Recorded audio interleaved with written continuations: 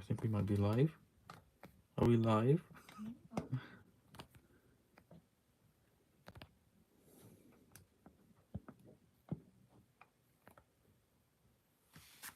Did she just burp?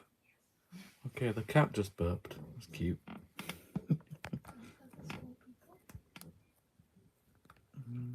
Can you see my trousers?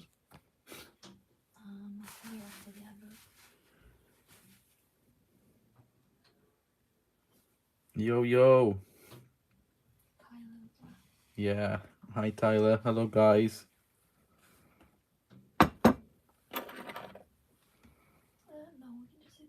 Hi, Luke, Scorpio, Rex. What does a cat burp sound like?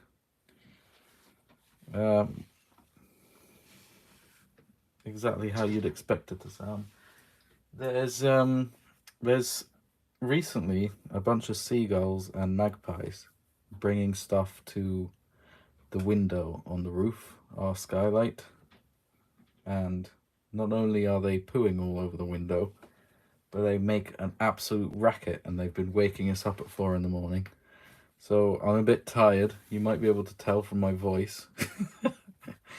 But, you know, although I'm tired, I am in the mood to paint. So I thought I'd try. Hello, scared trike. Happy face.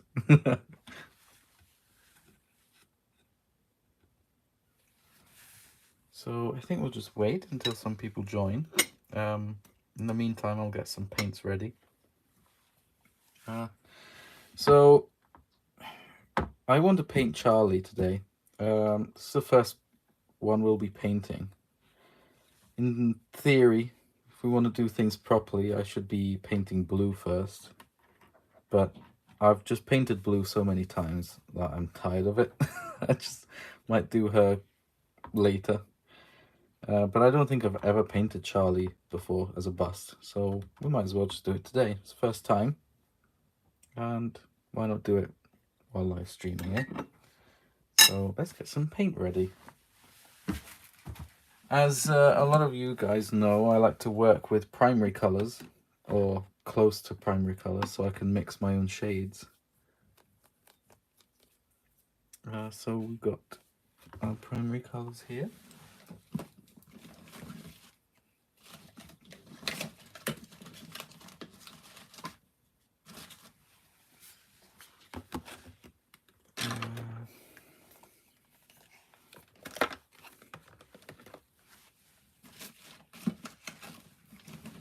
Primary colors and then black and white. So Charlie has got two main colors, or three I should say. The top half of the head and of the neck is green. The bottom jaw is like a white beige, and then she's got dark stripes. I've got the style guide as reference, and some pictures or screen grabs on my iPad right there. Do they all have individual sculpts? Pretty much. I can go into it again and explain it real quick, if you like. So, here's my iPad. Let's start from the beginning. We'll start with blue. There are mainly two sculpts for the Raptors, for the Raptor squad. You got Blue's sculpt and Delta's sculpt. Charlie and Echo are a mix of those two sculpts. So if we grab Blue first, we can see that Blue doesn't have much of a crest there, and her jawline, the mouth line, is straight, pretty straight. And her jaw is quite thin, and she's got pebbly texture right there. Maybe I can get another picture so it's a bit more obvious. Well, I've got this picture, I've got this thing here. So yeah, if we look at Blue, she has a straighter mouth line than Charlie or Delta. See, Charlie has got a bit more of a cheek, and she's got a crest there that Blue doesn't have. So I said that Blue and Delta have their own sculpts, and Charlie and Echo have got a mix between the two. So, Charlie's got the top part of the head that Delta has with a crest, but it has the bottom jaw of Blue with the thinner jaw and the pebbly texture.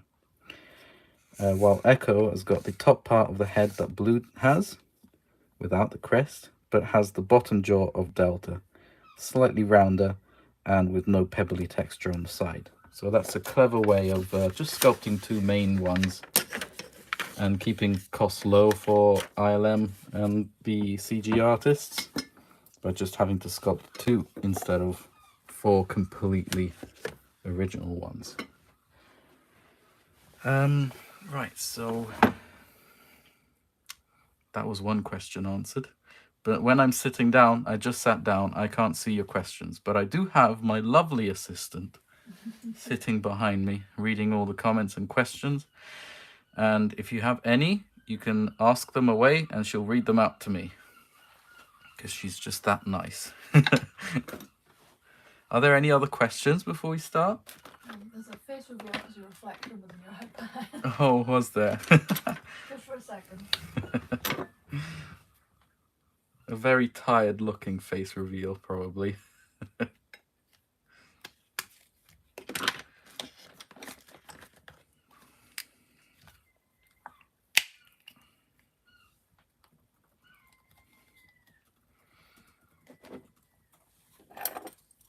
Gosh, I am sweating.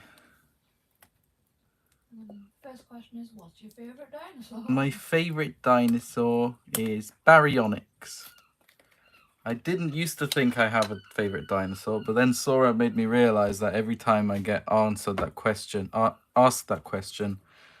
I always end up going with Baryonyx. And I think I just have to agree. Baryonyx is my favourite.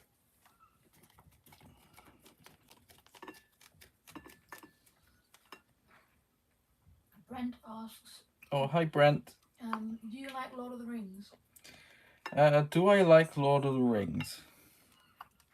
I'm not a huge fan of it. I don't, for some reason, don't really like medieval style fantasy. I don't know why. I should like it because it's got everything that I like. But I think the main thing that I don't like about those is war. I'm not a fan of war, any type, in films or in real life.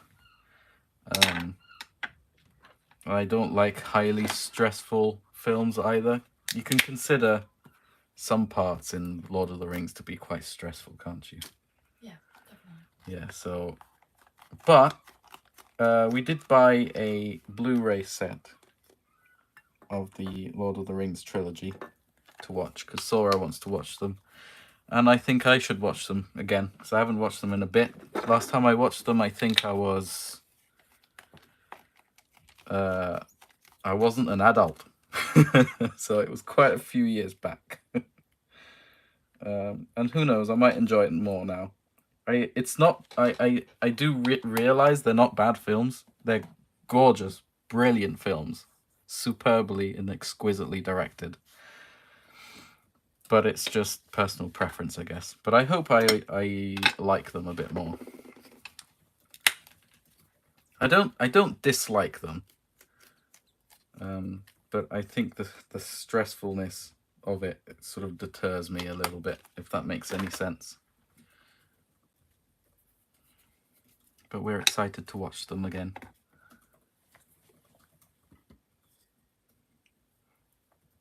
I can hear Sora typing furiously. Scared Shrek asks, are these 3D printed? No, these aren't 3D printed. These are all hand sculpted. Well, not all of them. The blue was hand sculpted. Then it was molded and cast by Nathaniel, my friend Nathaniel, who worked on Jurassic World Dominion. And then, sorry, they were molded by him and then cast by Alex, my friend, who does 3D printing as well for the Rabosaurs and Kingdom Collection line and stuff. So yeah, these weren't 3D printed. These were actually hand sculpted and then molded and casted. Oh, hand sculpted by myself, obviously. Tyler says, shouldn't you cover the eyes with tape? Okay, that's a good question. I probably should, but this glass and the way that it's been cast, no liquid should go underneath. And if it's because this is real glass, and you put paint over it, it'll just peel off once it's dry. I've done this before, and I just want to test it out again. Also, I'm too lazy to cut out a shape with masking tape.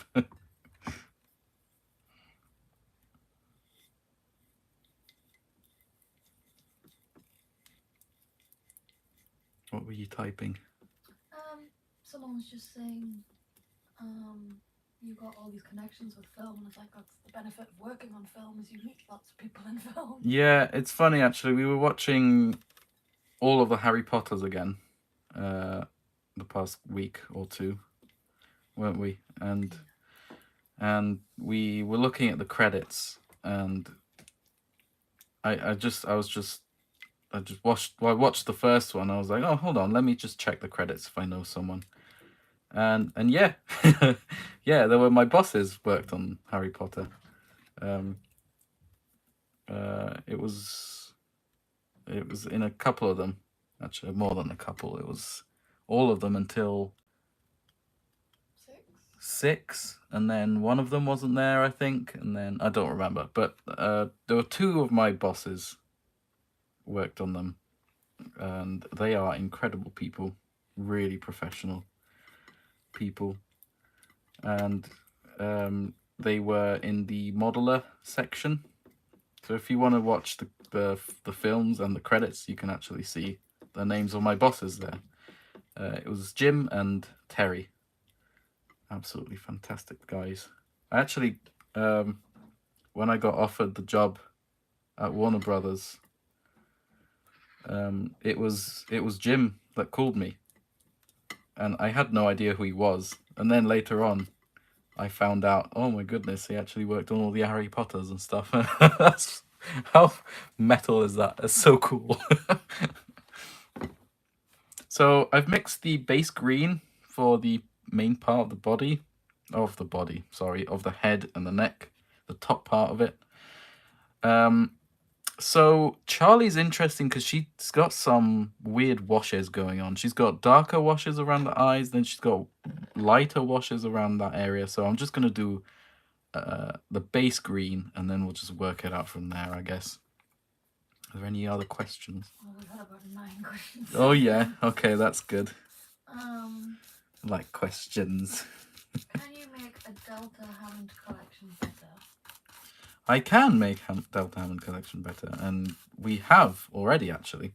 I think you can purchase the. Is the head already available? On Ceratec, maybe. Yeah, I think I think Ceratec already is distributing the Delta replacement head. Because I already sculpted it, and sent it to him with the blue head sculpt. So yeah, as soon as I get my deltas, so I'm gonna get eventually more than one, so I can customize one and keep one original for comparisons and stuff. Yeah, I'll do a video on that. Some nice paintbrush ASMR. Yeah, that's already in the chat. Brent asks, have you ever had imposter syndrome, and how do you deal with it? Imposter syndrome. Thankfully, I don't think I do. Do I? No, you know what you can do. Yeah, I'm quite. I'm quite. What's the word? Confident. Yeah, I'm quite confident with my skills, but that just came with a lot of experience, really, and a lot of studying, and practicing. I've been practicing pretty much all my life. Imposter syndrome is more of a condition, really, isn't it? Than, I don't know where I'm going with this, but it is a thing that people actually suffer from. And thankfully, I don't suffer from that. I suffer from other things, but thankfully not that. The funny thing about not suffering from that, but being critical at the same time, is that I used to be quite proud of my work at the beginning, making stuff, and thinking, oh my gosh, I actually managed to do this, which is a great way of thinking. And then looking back at my old stuff, I go, ugh, I was proud of that, you know? That's always funny. It's funny because it's funny, but not in a great way, because you kind of realize that, oh, maybe I shouldn't be as proud of my work as I should be, because who knows, I might think that my stuff is good now, but then in a couple of years I'll go, oh no. I get the same feeling as to when you see posts from when you were a kid online, or from a few years back from school, and you go, oh my god, just shut up, that's so cringy. It's a very similar sensation. Anyway, I'm just rambling. What's the other 8 questions? Will you continue to do Hammond correction videos? Will I ever continue doing Hammond correction videos? I'm assuming they're the photo edit ones. Well, to be honest, I don't really know where I'm going with the Hammond correction videos, because it first started as me doing a little series of photo edited pictures of the Hammond collection figures, and saying, oh, if you want to do it, you know, accurate, you have to change this, and that, and here's the end result. But then I've been doing that physically with the replacement parts, and I added those to the Hammond correction video playlist, but it doesn't feel like a classic Hammond correction video. So what do you mean by that? The person who asked me the question, do you mean one of those Photoshop edit videos, or just in general with the physical edits as well, with the replacement parts?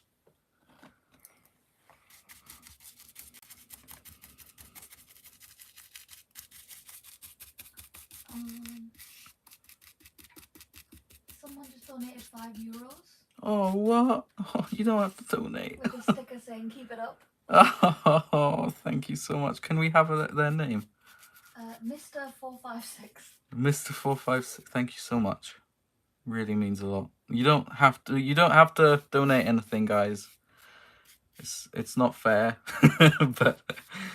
but I really appreciate it so much. Thank you. Thank you so much. Please don't donate though. The person that said about the Hammond videos, it was Photoshop edits. Okay. Well, see, it depends. With the Photoshop edits,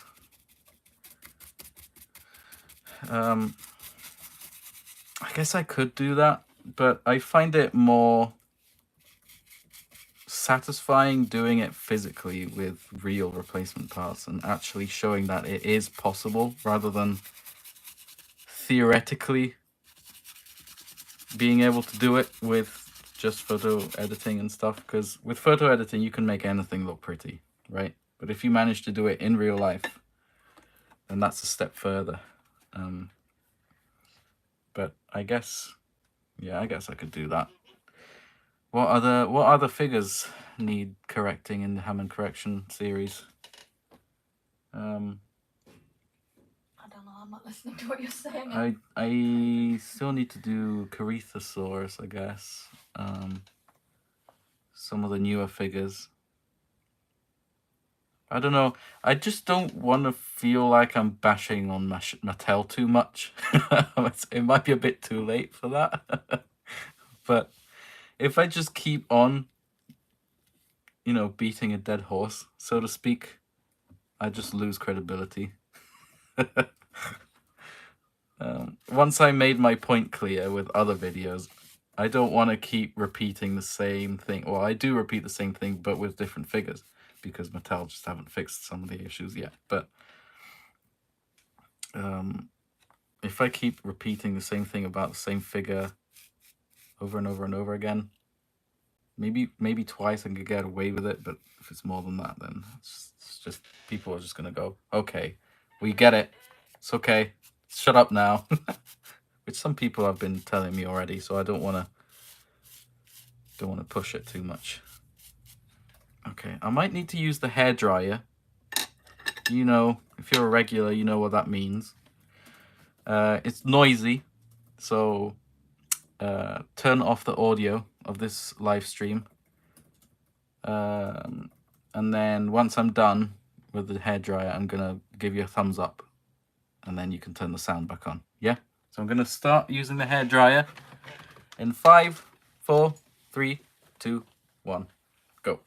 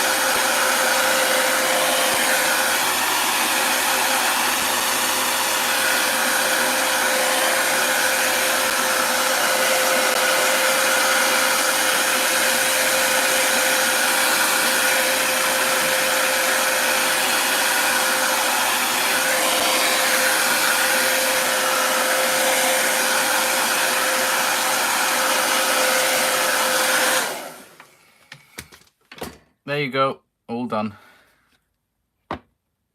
Thumbs up. I'm not telling you to like the video or the stream, but you know, if you want, you can do that. Before I carry on to the other side, I want to show you what I did today and yesterday. It's not every day I accept commissions, but I just so happened to have an extra Indoraptor replacement head, and someone sent me an email saying, you know, can I have an Indoraptor with a head replaced? So I did that.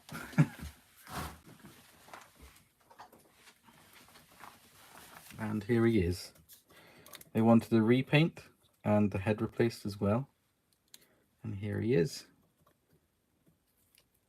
I repainted the eye as well. I put the nictitating membrane in the corner of the eye too.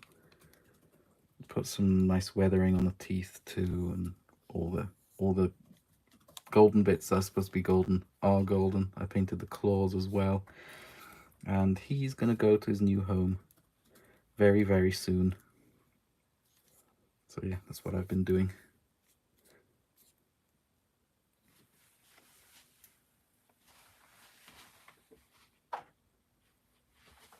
Also, if you've seen my Instagram, you know that I have designed the Spinosaurus model kit as well, which we're going to release at some point soon. So that's exciting. I hope. Okay, let's paint the other side. Any questions?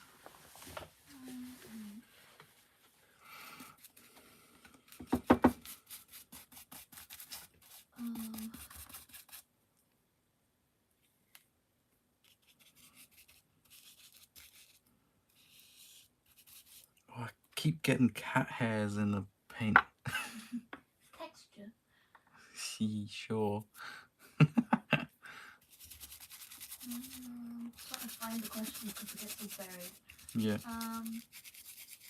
What dinosaur do you think Mattel will reveal in September's Beyond the Gate? Is it we talking about Hammond collection here, or I don't know, I'm assuming. Beyond the Gates? Beyond the Gates, they do the new, what the heck is that line called now? Jurassic World Reimagined and the Hammond collection. I didn't even know they were going to reveal a new one, a new whatever in September. Yeah, they said it was Hammond collection. Hammond collection. Okay, right, let's think about this rationally. Is it one dinosaur or is it multiple releases? It's like just one figure. one figure? Doesn't say So we can assume it could be a dinosaur. If it's a human, it would probably be someone from Jurassic World. I don't think it's going to be a human though. If it's a dinosaur and it's just one in September, are we sure it's just one? Because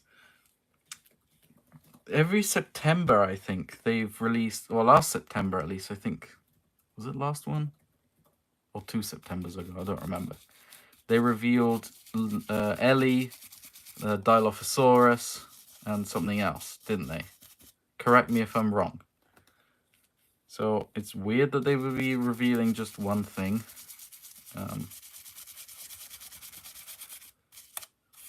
But honestly, I have no idea. We have rumors about it, but I haven't heard any yet. Tyler says the new Claire Deering is so bad she looks like Aunt Petunia. Aunt Petunia. Yeah, she's bad. She's awful. Don't know what Mattel were thinking with that one. It's so bad. I'm not doing any replacement bits for it though.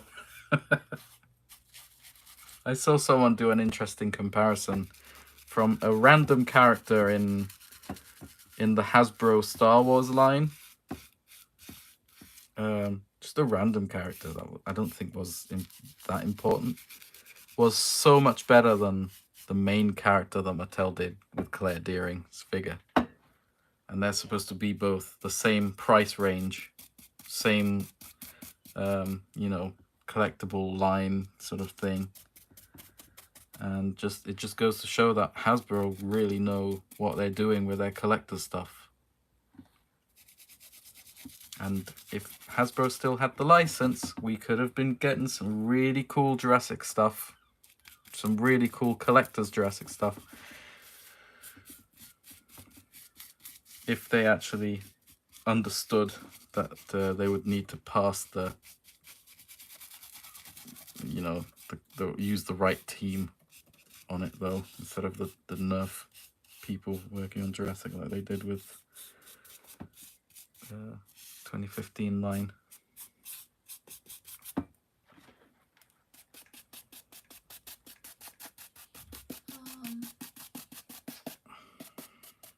Hayden asks, have you ever thought about sculpting Zilla from 1998? I've never thought about sculpting Zilla 1998. Although that is one of my favorite Godzilla. That's my favorite Godzilla design. People are gonna hate me for this, but that's because it's just so similar to Jurassic designs, and the feel of it just feels so Jurassic that I really like that.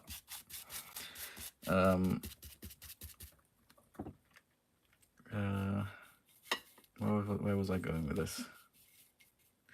I'm so tired, guys. I'm sorry. Oh yeah. I don't really need to because Rod's random work is sculpting his own and it looks gorgeous. So if you want to see a talented artist do one, go and follow him.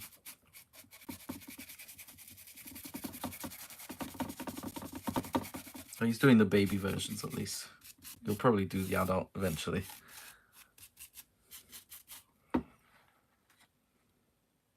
Okay, I think that's painted. It's also quite late in the day here in the UK, so the lighting isn't ideal. I've got 2 desk lights on the sides, and it's not ideal for painting this. But when painting, you need as much natural light as possible. So you can get all the colors right, all the shading and stuff. But when there's a lot of shadows going on like this, it makes things a lot harder. So I don't know what I was thinking. Right, so I think I'm going to use the hairdryer on that. And then mix the bottom jaw color. Oops. Nathan Beta says 98 Godzilla is fab. Yeah. Fab. It's fab. It is though. It is.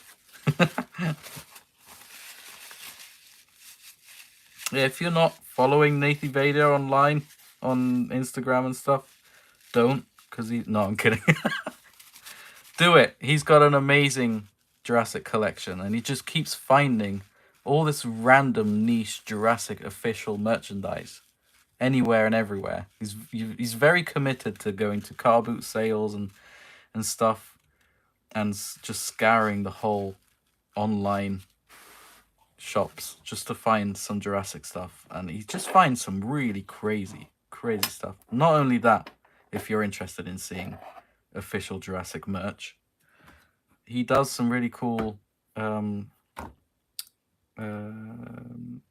repaints and mods and stuff. He's done some really cool mods to the Jurassic vehicles, Mattel's Jurassic vehicles, and turned them into radio controlled RCs. And that's crazy. That's really cool. And he's also the guy that that came up with the idea of using that third-hand armature thing inside the Mattel Giganotosaurus. And he's in the chat right now. So if you want to, I really recommend you go follow him. Brent had to leave. Oh, bye, Brent. Thank you for joining.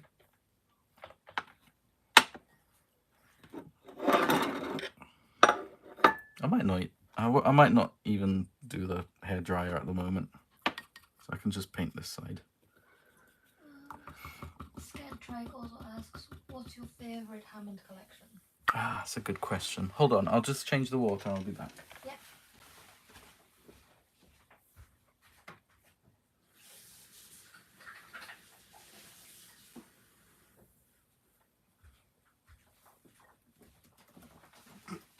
My favourite Hammond... Oh, I just kicked a bottle.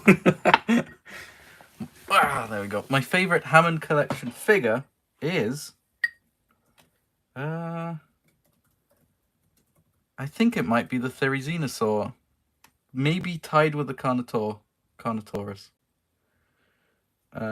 There's a few reasons. Mostly because the Therizinosaur has got pretty much everything right. It's not my favorite dinosaur by far. But Mattel really did a great job with that one. Because they got the proportions right. Well, some people, I think, have an issue with that. I don't understand, because it looks fine to me. They've got all the articulation points are pretty good. I haven't had any issues with it falling or whatever. It's got a lovely tail articulation as well. Some people don't like the finger articulation, the claws. But honestly, I don't understand why people don't like that. I think it's done pretty well. It works fine. And the sculpt overall is really nice, and the paintwork is pretty good too. It's got some nice dry brushing everywhere. Although the dew claw isn't painted like on the Giga, it is a pretty good figure, and the glass eye doesn't look too bad on it either. But yeah, its downside maybe is the unpainted dew claw.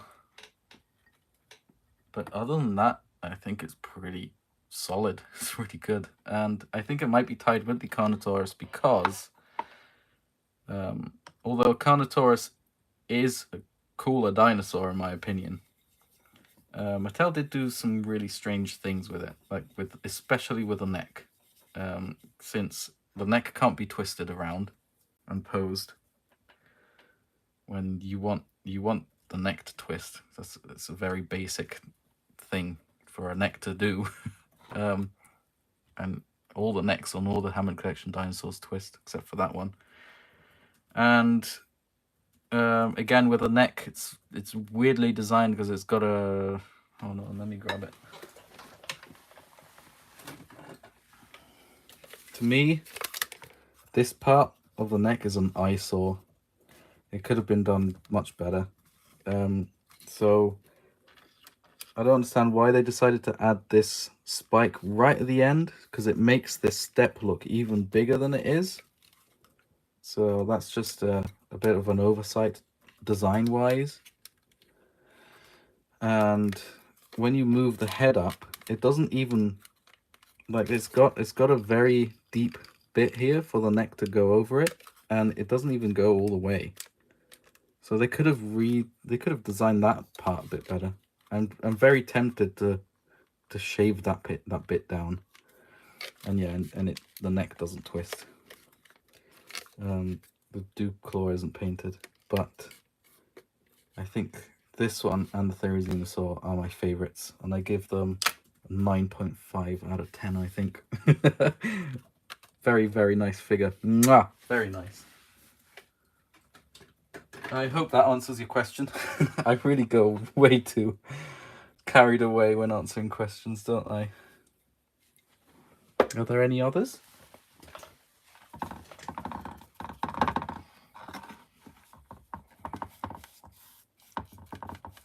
Sora's working overdrive. Someone's just being annoying. Yeah. Go away for 5 minutes. Bless you. Yeah, if there's someone being annoying, don't be annoying, please. I'll just time you out until I can be bothered to deal with you. I can't be bothered. There's a few people saying someone said they're repainting a full-size blue, so they love that you're doing these videos so they can paint along. You're painting it. Wait, you're painting a full-size blue? How big is that? Jeez, that's Are you massive. full-size 1-to-1? Really? It says full-size. I want to see it. I want to see it. And if you need some help, let me know. I'm happy to. Tag on Instagram. Yeah, tag me. Like, send me an email and send me a picture. And I'm very happy to help if you need some help. If you're willing to accept any help. Full size. Okay. Yeah, full size. That's cool.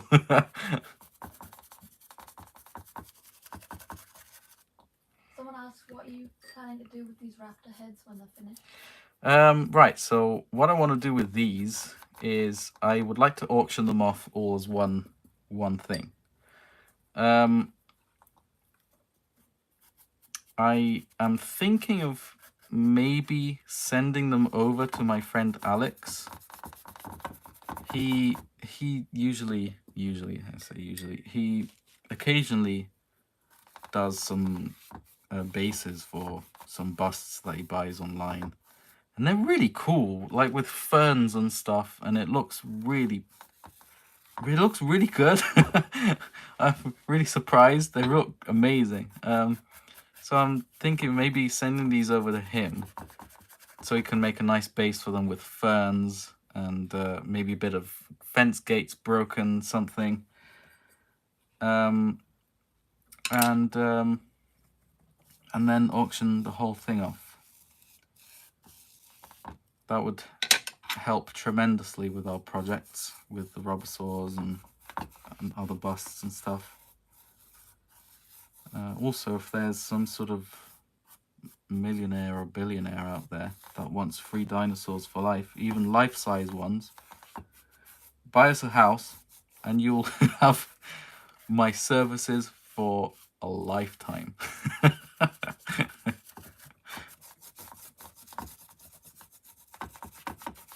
Are there any other questions? Someone asking about full-size stuff, so I just said no. Yeah, full-size stuff only if you can buy us a house. Buy us a house. Don't want a big house. I'm happy, extremely happy with a little bungalow. That's if you want free dinosaurs for life. Yeah, don't donate money. Buy me a house. Jack Thompson says, love your work. You inspired me to start making things out of Milliput. Oh, sweet. Oh, that's amazing. Oh, I'm happy. Use your tag on Happy about Instagram. that. We'd love to see. Yeah, if you have an Instagram, use the hashtag Marco Makes Dinosaurs, so I can see them. I'd love to see them. I used to do shout outs on my videos, actually. I should probably start doing that again, of people using the hashtag. I don't know why I stopped doing that. It's a bit silly of me, isn't it? Right, I think I'm going to use the hairdryer now. So cover your ears. Want one quick question? Oh, one quick question. Right, go. Nathy Vader says he's eating grapes. Do you like red grapes or green grapes? I like green grapes. Because I'm racist. No, I'm not. No, I like them both.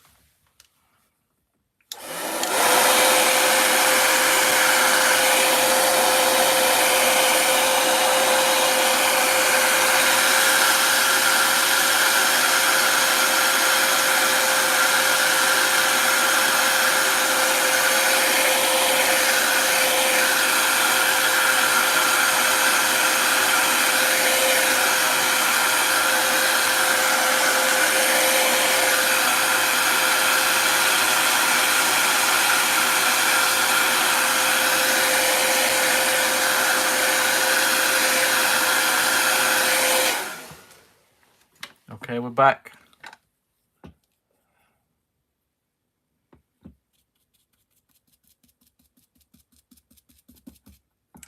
Nathy Vader, what's your favorite grape? He says green grapes. Green Says grapes. Green grapes for the win.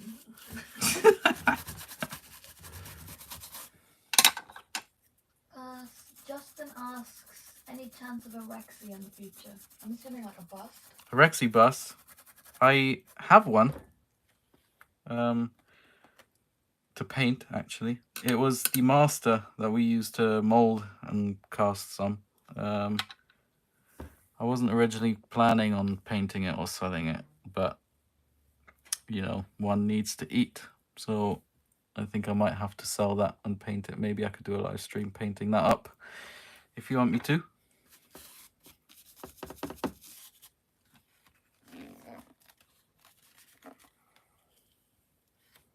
Did more questions get buried? Probably. Have you given up on the old ones?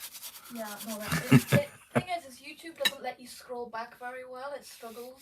Oh, really? Because the chat keeps updating and yanking you back. Oh, that's silly, So isn't I it? kind of go so far back before it's not worth the stress trying to get to them.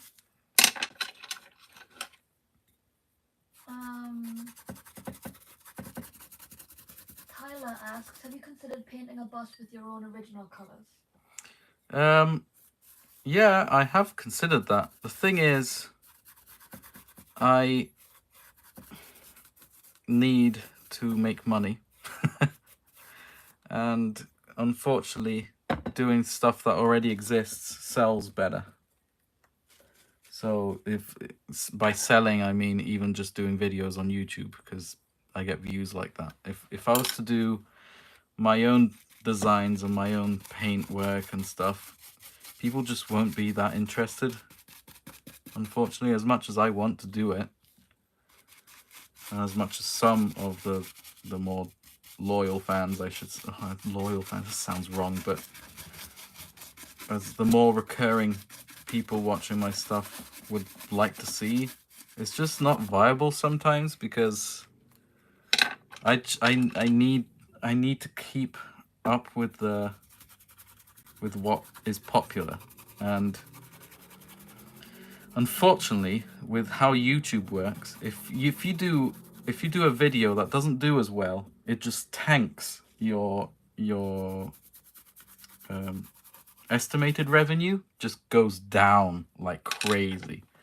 So if I do a video of something I want to do, but no one's interested in it, I can get severely penalized, sorry, and lose a ton of money, which sucks. But you know, if we manage to get this channel going so that it doesn't matter, like big YouTubers, then I can do whatever I want. I mean, just look at PewDiePie. He can upload whatever the heck he wants, and he still gets tons of views, and that means tons of money. Obviously, I'll never be like PewDiePie, but I would love to eventually get the 100,000 subscribers plaque. I'm over halfway there. I would absolutely love to have a plaque like that. It's just a little bit of just feels like you accomplished something, you know. And YouTube isn't really good at it, especially for smaller people, smaller YouTubers and stuff. I think they should give you more rewards at the beginning because it just feels like you're accomplishing something instead of having to hope and pray that you get lucky with one video. You know what I mean?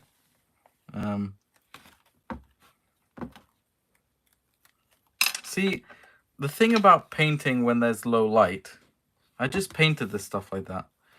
And there's a bit there that I haven't painted. And that just looks like it's shadow from here. But then if I tilt it like this, I can see that I didn't paint that bit.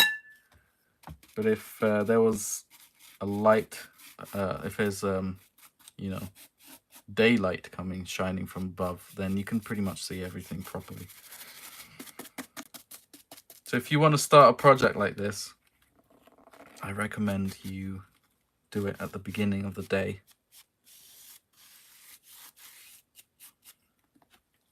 Midday is the best time. You've got a lot of people saying nice things about we should get you to 100k. I'll watch whatever you post. Oh. Channels like yours deserve more.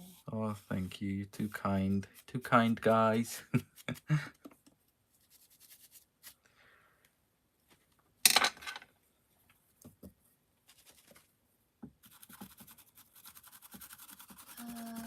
Max Raxfall asked, would you ever paint Spinosaurus head in the bust in the future? Ah, yeah, that's a good question. See, I've always wanted to do a Spinosaurus bust, but the thing about it is just, it's such an awkward shape that if I had it in the same scale of this, it's going to look tiny because it's very long. And if you have the spino head this long, that means that it's going to just be about that thick. And that means that if you want to make it look nice and not too small, you have to print it bigger. And by printing it bigger, you need a bigger printer, which I don't have. And this is the maximum size that you can print with a Elegoo Saturn, which is what my mate Alex has. So the only way to print a Spino is to cut it in multiple pieces. This is the size of the print bed of the Saturn, right? About that size. So I'd have to cut the head in 2 pieces to be able to make it look bigger. But if I was to, if you want, I can just print a smaller Spino bust and paint that. But it's just not as striking. You can't put as much detail in as you would like, if you know what I mean.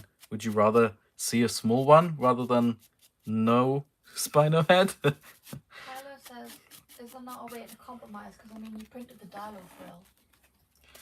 Yeah, the Dilo frill's different though, because the detail on it is so samey that you can easily glue the parts together and fill the seams in. Yeah. But with a head, the detail on it is so particular and so, you know, iconic to the face that if something's a bit off with a seam or with a detail on it, it just doesn't look right. So I'd rather just have the head all printed in one piece, if you know what I mean. It's hard to explain. Probably thinking, oh, what is he talking about? But if you do it yourself, then you'll realize, you'll know what I'm talking about.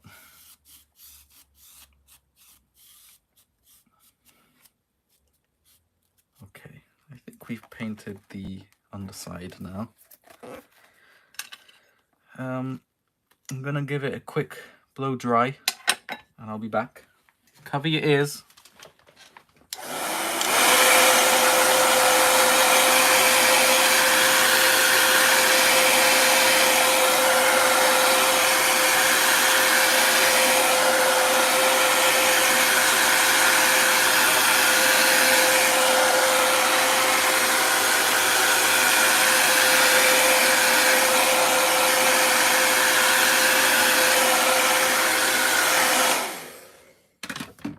All good.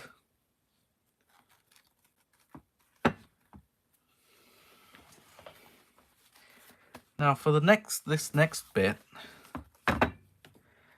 it's going to be a bit of a tricky one because I could do the stripes on it already. The classic Charlie stripes that start here and go down the neck, but that's one of the bigger, you know, paint details on it, patterns. I kind of would like to leave that to the end of the pattern bit. But let's take a closer look at Charlie, right? If we have a look at Charlie, she has loads of tiny little dots and stuff on the face. She's got some, like a scale there is darker than one there, some dots there, an area down here that is a bit darker, and all these different little bits of color variation all over. There's some dark color going on there. It's just so complex. I don't really know where to start. And when you don't know when to start, where to start, you just pick one and go for it. And then it'll just continue itself, if you know what I mean. Yeah, this is Delta. I mean, look at Delta. You just imagine her as being, okay, green, and then a lighter green on the bottom. But look at all this pattern going on here. There's some dark parts there, some black scales, some dots and everything. And the face, the head here has got some blues going on here, almost purpley blues. Then green, obviously, some blue there. It's such a mishmash, and it's so tough to pick out all these things. And when you apply it on your sculpt or on your work, you don't want it to look messy. So it's finding a balance, I guess. It's really tough to do, though. There's some nice reference for the back of the head of Charlie with the stripes. The stripes here look like dark green, don't they? And they've got some very subtle white outlining going on as well. Yeah, really like this angle of Charlie. She looks a bit scary there. You can really tell the difference in head shape with Delta here. Look at the crest there and the cheek.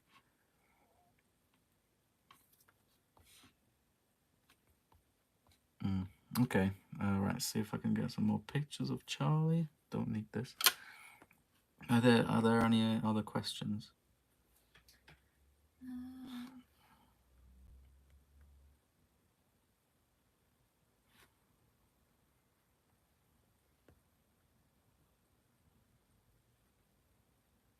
There was a question for chat in general, which was by Samuel asking, what's people's favourite, Indoraptor or Indominus? What's people's favourite, Indoraptor or Indominus? There's been a few of each.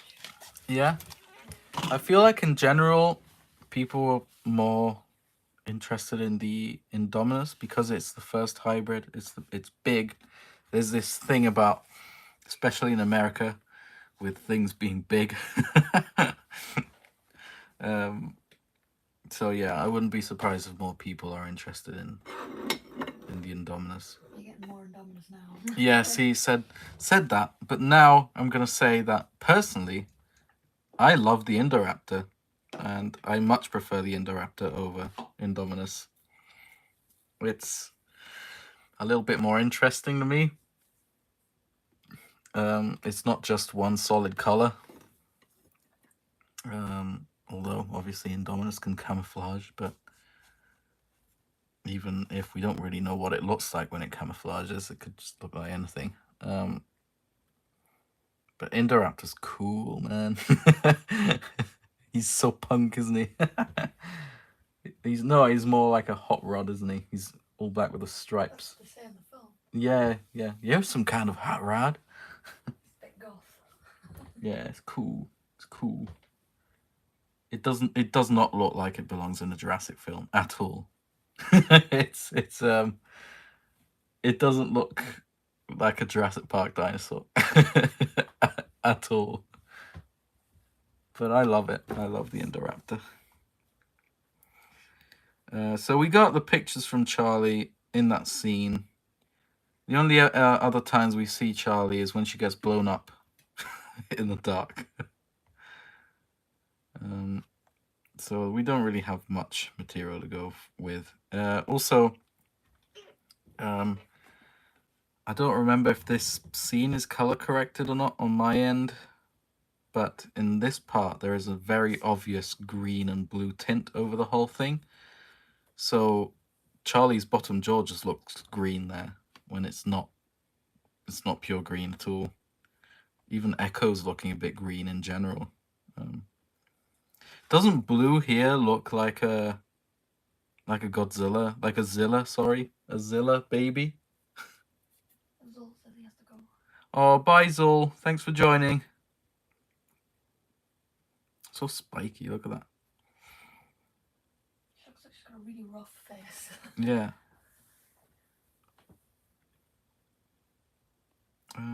Okay, so we'll just go with a bit of these then. A bit of dottage about. We'll just kind of not make it up, but go with it. Like a scale on that area or something. Yeah, we'll just go along with it. I'll just mix some kind of darker color for one.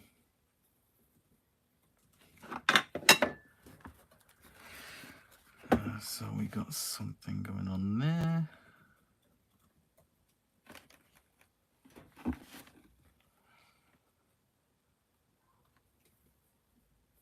When I mix my colors, I always put water in with it, because otherwise you can't paint properly. The paint just doesn't want to behave.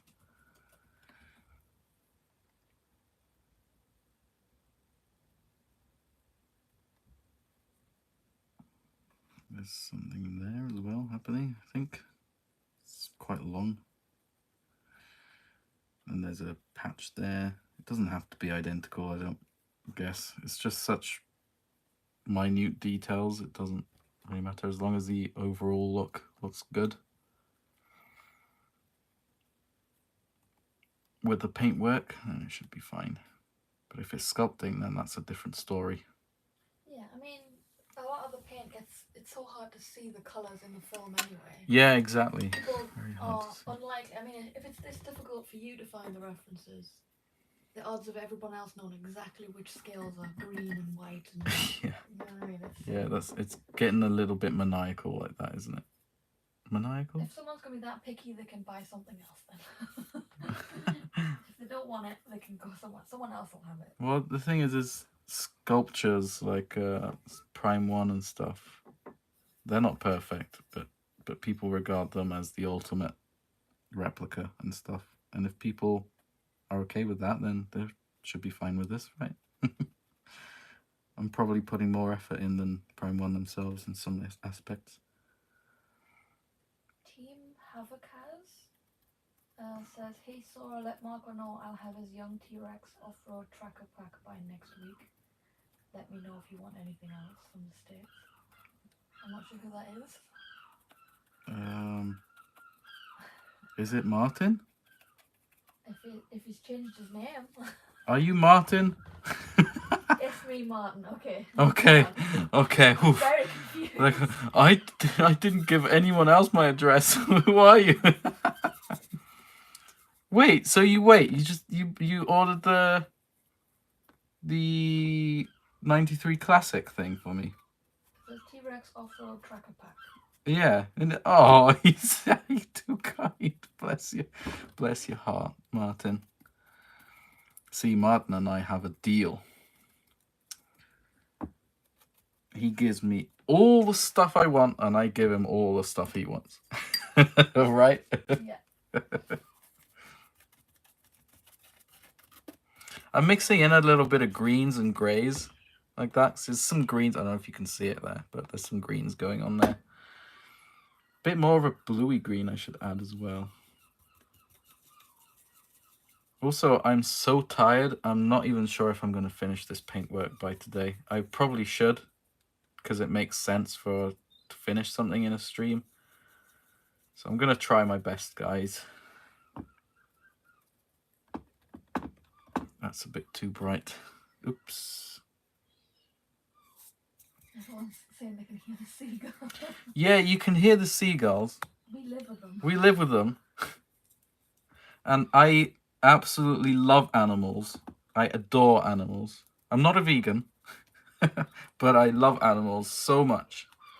And I hate seagulls. No, I don't hate them. I hate these seagulls in particular. Because they keep waking me up at night. And I already struggle with sleep. I have pretty bad insomnia at times. And these guys are just being absolute censored word. If you know what I mean. Does anyone can anyone relate? Dodson asks if the seagulls pay rent. No, seagulls don't pay rent. They just crap on my windows and that's it. I'm adding a bit of patterns and dottage and stuff on the neck bit as well. It might look really strange so far, but don't forget we're going to add a wash on the bottom jaw as well. So that's going to dull things down, and a bit of a dry brush as well. So it's going to look all right in the end.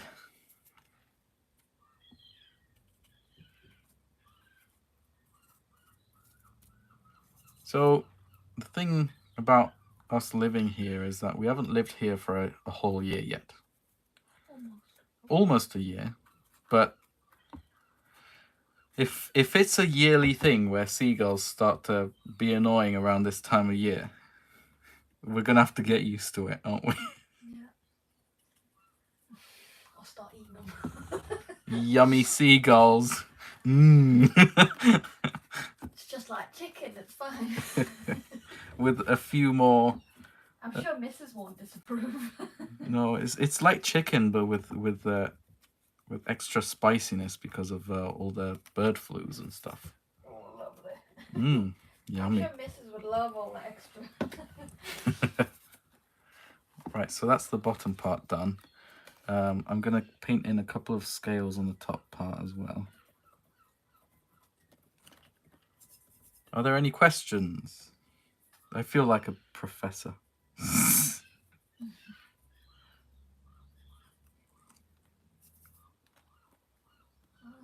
Some people say they struggle with other various birds. Yeah, you do. So I'm not alone. That's good to know. Martins and foxes. Yeah.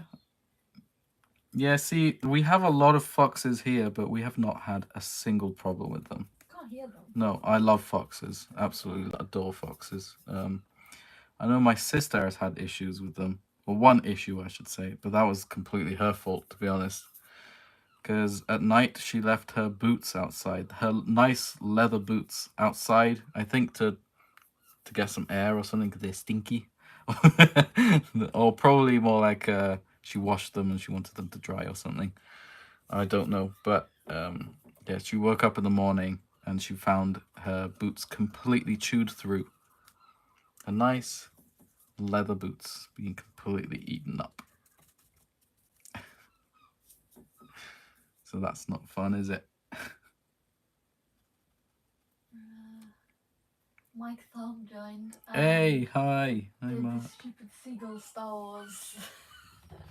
Oh, I can't sing it though, I'm because not reading that either. we might get demonetized, but I love that song. Yeah, the seagulls poke at my head. Yeah, that one.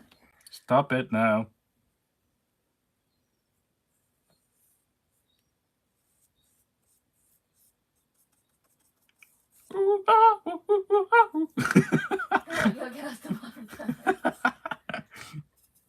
If we get demonetized, it's your fault, Mike. Not mine. Yeah, I'm just quoting it now in the chat. Yes. You can all sing it in your heads because we can't sing it. I'm noticing something interesting with Charlie now. Right, look at this, guys. I was just doing a bit of blue-ish, darker bluish around the eyes, because there's some darker bits here and there. But if you look around the actual eyelid there, it's quite white, isn't it? Can you see that? Can you see that the outline of the eye is quite white? I think I might have to... how am I going to do that? I could just do a wash and have the white seep in the cracks of the scales there. I might have to do that, like that. Or I could just dry brush the scales or something. I'll try with a wash first when we get to the wash stage.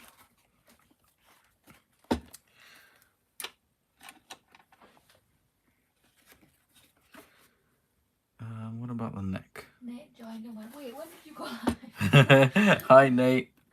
Well, because of that, you're fired. No, I'm kidding.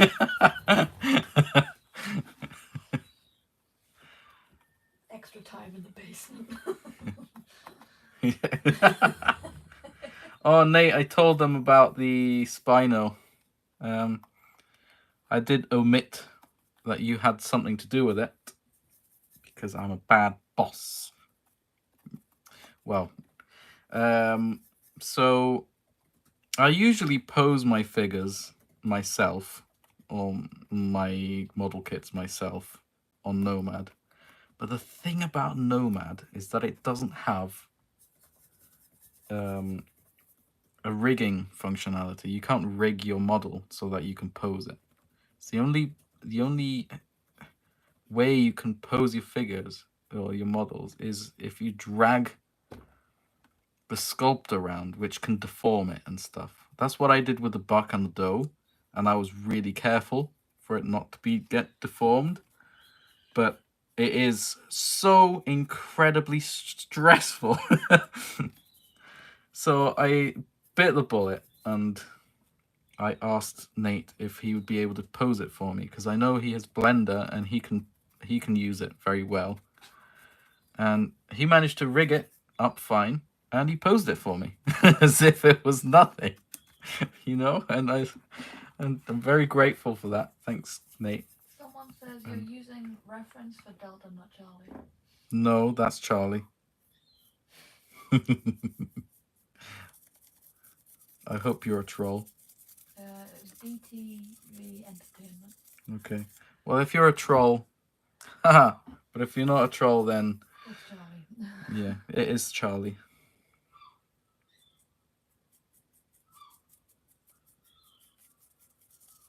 Nate says, I'll rig anything you send me. And then it's funny that I caught your live while also prepping the Spino.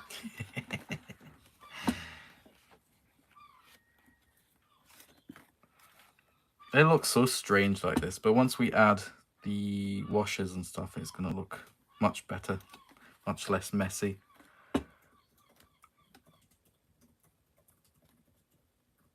Okay, so what I think I might do is I'm going to paint the darker bits inside the eye lids like this. And then dry brush a bit of the... Oh, not just dry brush, just paint some white around as well. Oh my goodness, shut up, seagulls. This just sounds like they're laughing at everything I say. I take it very personal. Kidding. This is girl ASMR. It would be, but it's not quiet enough for that. Look how weird that looks. Yeah. But it look nice with a wash. So It'll messy. seal it all over. Yeah. Oh, it'll look lovely. Alright, let's do the other side. We don't really have any reference for the other side, I don't think. So I'm just gonna have to, Very similar, but not quite. yeah, kind of make it up a little bit. Like that. When usually most things are relatively symmetrical. Yeah, you'd be surprised actually. No, but you know what I mean, like within reason. Yeah. Relatively. Obviously little, like it's like freckles. Freckles are never the same on both sides, but... No, but it's crazy how some snake patterns on snakes can be really symmetrical, more symmetrical than you initially think. But if you paint stuff that is meant to look real and realistic, just don't do stuff symmetrically, because it rarely happens. Symmetrical is unnatural almost. Yeah. There's very few things that are symmetrical. Except for Sora's face, because she's perfect. No, I'd look a freak. I'd look terrifying if I had a symmetrical face. It would look rather uncanny. I would be like some sort of doppelganger, freaky looking thing. I would not like that. Do we have any questions? A lot of people just mocking out the seagulls. Seagull, stop it now. God, you're gonna get stop it.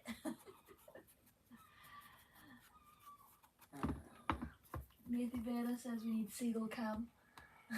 No, you don't, because it's full of poo. Don't encourage them either. They'll like the attention. Seagull cam. Shut up, Lady Vader. Shut it, Nathy.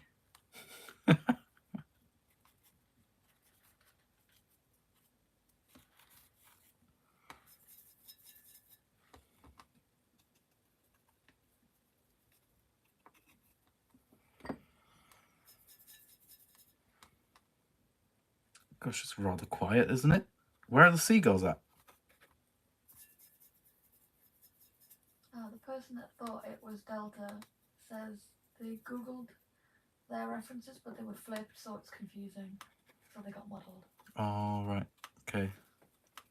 Yeah, how dare you tell me that? that? They were just a bit confused, which is fine. Yeah. How dare you tell me what? I'm just kidding. I'm just being a bit of a silly boy.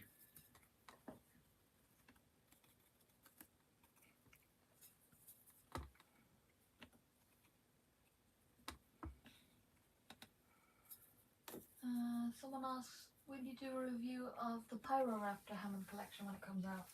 Oh, it's funny you mentioned that, because my good friend Rod's Random Work has sent me one, and it's supposed to be arriving any day now, pretty much, one of these days. So as soon as I get it, I will do a review.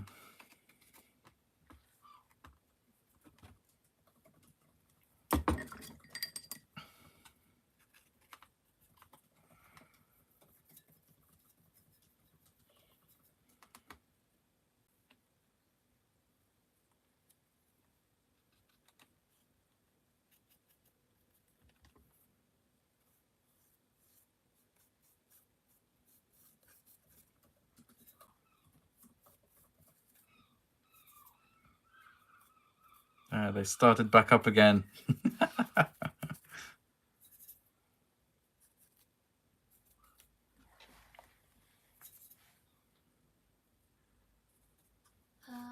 Someone asks, have you seen Dinosaur King? What's Dinosaur King? I don't think I have. Probably not if you don't know what it is. Oh, well, you know me.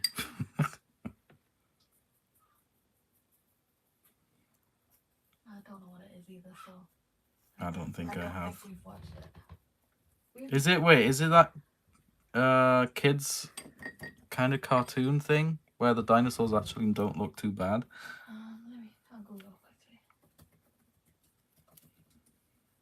quickly. I think Tyler might have brought it up to us at one point. Yeah, it looks a bit like Digimon, but Yeah. semi-realistic. Yeah, I've not seen it, but I think I'm aware of it. And I've heard good things about it, I think. You're not a big anime fan, though. No, I'm not a big fan of anime. I enjoy a couple of things. Like, we watched Pokemon. I watched a Pokemon movie with Sora the other day for the first time ever. I've never watched Pokemon.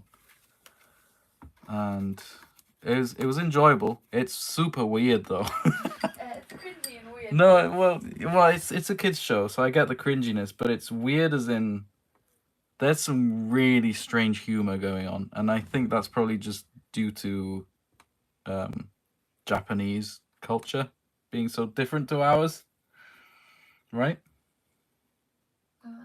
Yeah, I mean, I know, because I've watched a lot of anime, I'm a bit more desensitized to that humor, like, it doesn't bother me as much. Yeah, There's one bit. It was what was the film called? The Pokemon film called? It was Pokemon 2000. yeah, Pokemon 2000. Who here has seen it?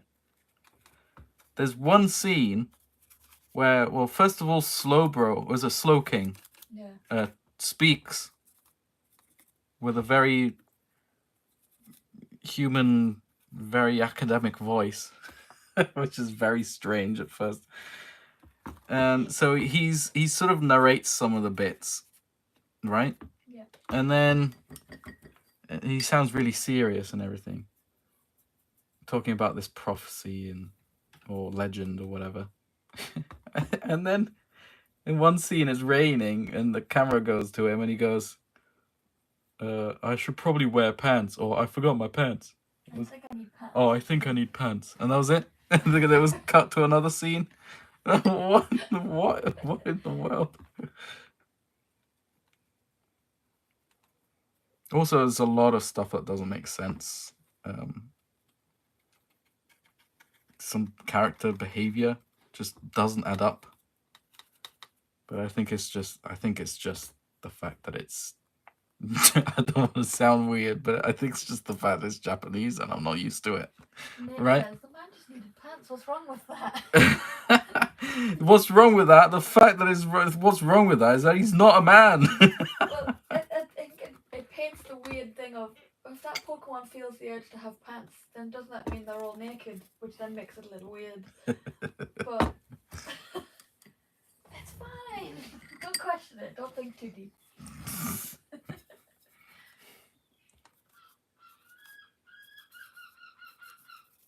The Seagull's laughing at that too. We found that very amusing. Samuel asks if you do a repaint of the Hammond collection Carno to make the demon Carno, but we've only got one. Yeah, I've only got one Carno. Well, first of all, Hammond collection's extremely hard to find in the UK. So much so that I have my friend Martin ship them over from America, because you just can't find them here unless you're Nathy Vader. He managed to find a couple in one entertainer in the middle of nowhere. It's the one entertainer ever in the world that has them, I think. I saw a Concavenator in the entertainer. Oh, okay. Well, once. two entertainers then. But yeah, we've been to several entertainers before and they never had them. So it's just they're just very hard to find. And if we do find them, they're pretty expensive. Oh yeah, very overpriced. Yeah. So, yeah, I can't afford to get another one. I just don't have that kind of money to just go, oh yeah, I'll just get another one to mod. Just for a video. Yeah, just for a video. But then one could argue, oh, but you'd be making your money back with the video. And that's, yeah, maybe if you're lucky, but I don't really have that kind of money to take the gamble or the risk, if you know what I mean, right? Because it is a bit of a risk.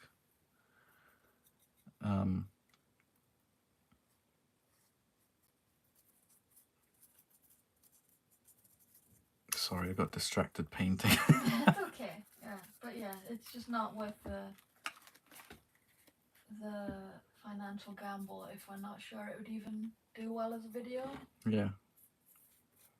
Especially with how difficult it is to get a hold of them. Yeah, but who knows? If I do find one for cheap, I will definitely do it. It's just also to write a list of stuff that people request and people want to watch, because I just forget. Yeah, if you put them in comments, it's easy to remember to make things, like to remember to do stuff. Yeah. Yeah, if you write a comment, there's more likely for people to see it and to like the comment as well. So people agree, usually like comments. Well, we get and that's a good comments, so we see them. Yeah, and it's a good indication to see what people actually want.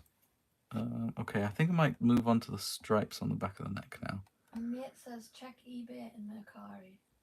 Well, yeah, eBay, that's full of scalpers. Yeah, but it might work in America, but not here. Don't forget that if you're in the US, then yeah, there is shipping, but it's just US shipping. But if you find something that is cheap, but then you have to add international shipping to £30 that, worth of shipping. Or... if you're lucky, it's just £30. Yeah, minimum £30 shipping. Yeah. Where's that nice picture of Charlie's stripes? No, that's not it. That's not it either. It was one of these. Yeah, there we go. Okay, let me mix some nice green, dark green, dark green.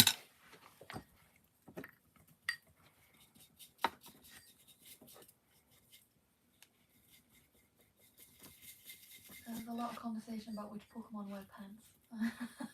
There are some Pokemon that wear trousers. Like Machamp.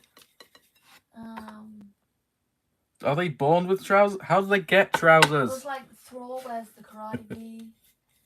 Oh yeah, and Zork. It's kind of like part of them. It's so weird. Is it clothes? Is it part? Because you all wear the same colours.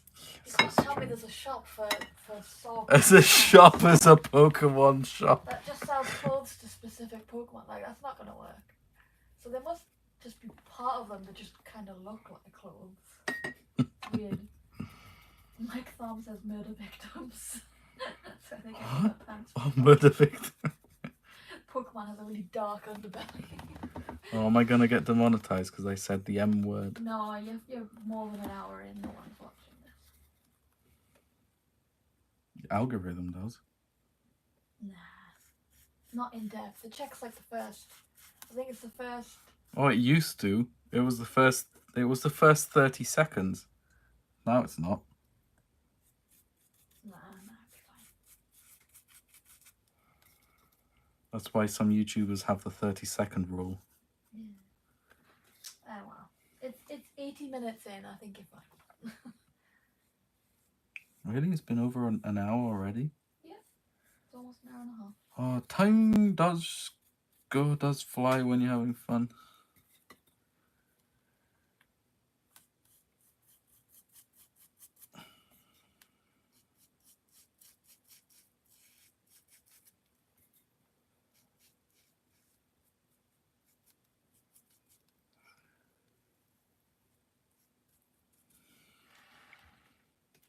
Nathy Vader, if you're still here, I'll let you know when I paint blue. This is your favourite. Yeah, blue's your favourite.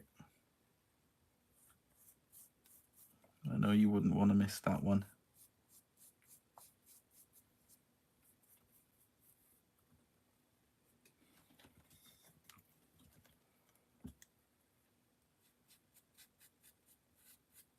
Tyler asks what's everyone's favourite Pokemon.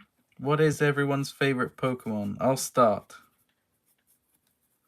Baryonyx. It's not a Pokemon, dear. My favourite is Mudkip.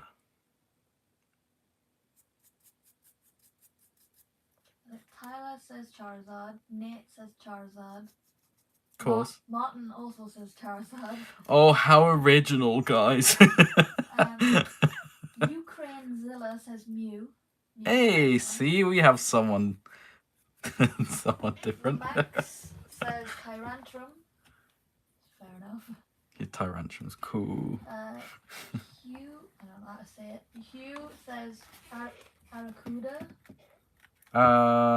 Isn't it Arrokuda? Aracuda? No, I don't know. I don't know. That one. Cool. Mike Thorne says Kabutops. Oh, yeah. There's so many, it's hard to keep track, isn't it? I love Eevee Yeah, because Eevee. there's so many themes. Yeah. Eevee's like a bonus because you get like 9 different Pokemon. I like Eevee because Eevee's like a Digimon. I like Eevee because then if you had like a whole pack of Eevees, you could have all the Eeveelutions and all the Eevees together. It would be easy. if you don't cook them and eat them first. No. Yummy. Never. They're like Yummy. little fox cat dog things, whatever they are. They're Digimons. Sure. Mike Thorne, there's only 150. It's not that hard a choice. I think you're a bit behind, mate. I think there's a couple of thousand now. Someone says Groudon is also cool. Yeah. Oh, yes. Another favourite of mine is Kyogre. I don't know why I have this thing for water Pokemon. I don't like water. I just like the designs of the water Pokemon.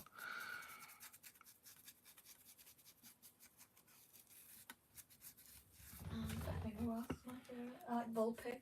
Yeah, Vulpix is cute. I like mine sort of fox-like. Yeah, fox-like or tiny ones. Fox-like, tiny, cat-like, some cat-like. I don't like some of them. I'm not a big fan of like Perugly and Purloin. No. I don't like those ones. Yeah, Eevee's based on a fennec fox. Yeah, I like the fox, dog, cat mix ones. Can you guys hear Sora okay? I'm probably a little quiet, I imagine.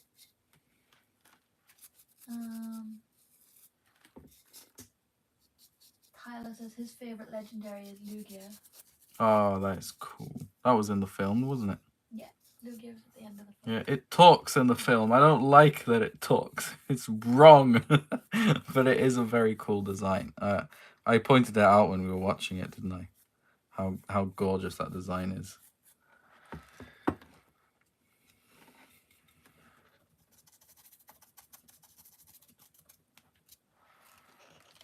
Is Nathan Vader still in here? I've not seen him in a bit. Oh no, he left us. He left us. He left us. But that's not what Tyler's going to do. Tyler says it's the psychic types. It makes sense for them to speak. No. Or at least Wait a minute. Legendary psychic. Lugia is not psychic, is it? Yeah. Is dragon? Psychic. Isn't it water? No. Why isn't it water? It lives in the ocean. Why is Charizard not a dragon type? Nobody knows. What? Charizard isn't a dragon type? No. Okay, well, it makes even less sense now. I don't like things that don't make sense. Lugia's psychic flying. Luigi, yeah? Yeah, Luigi is psychic flying.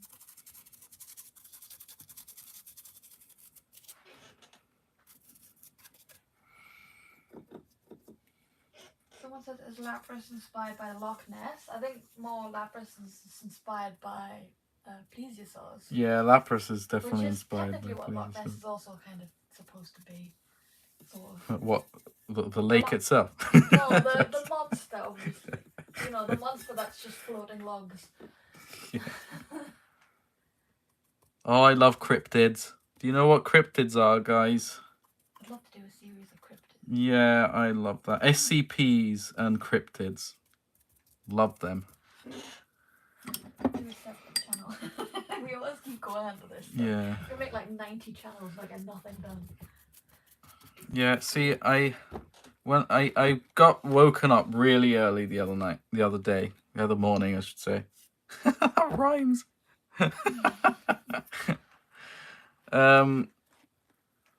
And I couldn't sleep. And I just thought, maybe I'm pretty good and fast at editing. Maybe there's this way I can do a new YouTube channel of just scientific facts. You know, just a top 10 list of scientific facts. Right? Quick and easy to do. So I started doing it. I did a test video, but I'm just not feeling it. If you guys know what I mean. Like it does work, but I don't know, something about it just feels wrong. We can figure out something else. It's something I would love to do, but I think it's just so much work for one person. I can't do it alone. Well, a lot of those channels that do that stuff usually have multiple people working on them. Yeah. Okay, well, we've done the stripes, the main ones. I think next we'll have to blow dry this and then do some of the white outlines. Then after that, we can start doing some washes. So I'm going to use the hairdryer now. In the meantime, you can think of more questions or more topics to talk about.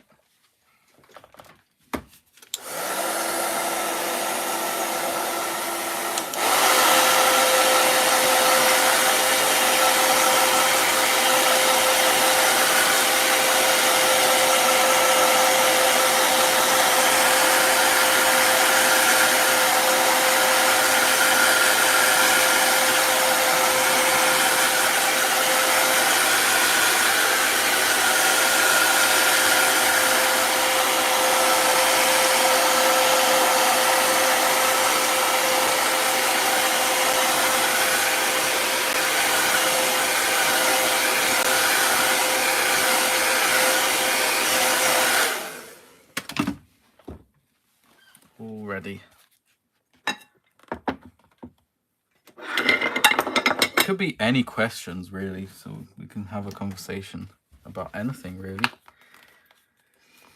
as long as it's not politics. We didn't get any questions, but it's only been like 30 seconds. We didn't get any questions in 30 seconds. No, sorry. I can't change what people type. How dare you? Tyler said he was thinking about doing educational ones as well, but he's not sure. Yeah, well, maybe we could team up. Who knows? Maybe. Will you wear wigs? Maybe. Nate asks, what the heck is oatmeal? What the heck is oatmeal? That is a seriously good question, because I bloody hate that stuff. Porridge. Is it, what's oatmeal? Or what in the world is oatmeal? Am I right, guys? What's the question? It's not to get political, but what the F is oatmeal? Oatmeal is cardboard. It's healthy cardboard, apparently. Do you agree? It's just mush. It's mushy, healthy cardboard. Dodson says, me and the homies hate oatmeal. Team Fruit Loops. Oh, but Fruit Loops are gross. I've never had Fruit Loops. They are rank. I don't think they even have them here, do they? No, in the special foreign foods section sometimes. They have like a couple American things. Okay. Squashed in. Yeah. Also, I never really even had British stuff. Yeah, that's true. Because I'm foreign. I don't know.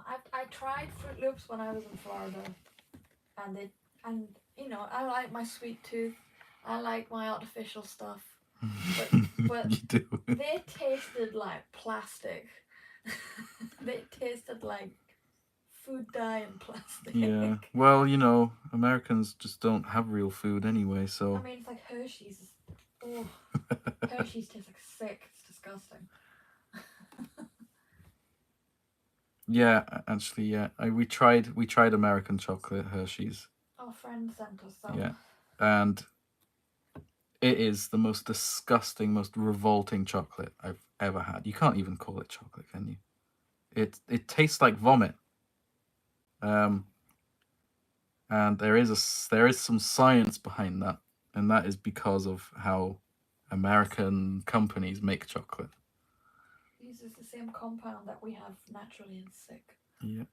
Which is why when chocolate is left for a little bit, obviously as it gets moved around and shipped places, it decays and that chemical comes out which tastes like sick. So when we get it, it tastes absolutely awful. Yeah. It tastes bad. But you had it even fresh in America, didn't you? Yeah, I could still taste it. It wasn't as strong, but I could still taste it. It was bad. Yeah, isn't that crazy? Isn't that crazy, guys? There's just so it's just the health and food regulations in America are just so bad. This is a fact. I'm not messing with America or whatever. Or what's the word? I'm not dumping on America or we're not being rude to Americans. No, it is a fact. American food isn't healthy. Even the healthy food has got stuff in it that is just bad for you. There are food company regulations and stuff, but they're just so slack and so Well, a lot of American food can't even be sold in Europe. Yeah. So all the McDonald's and stuff that we have in the European Union and in the UK is different. Different ingredients. Natural, fresh ingredients. Very, very,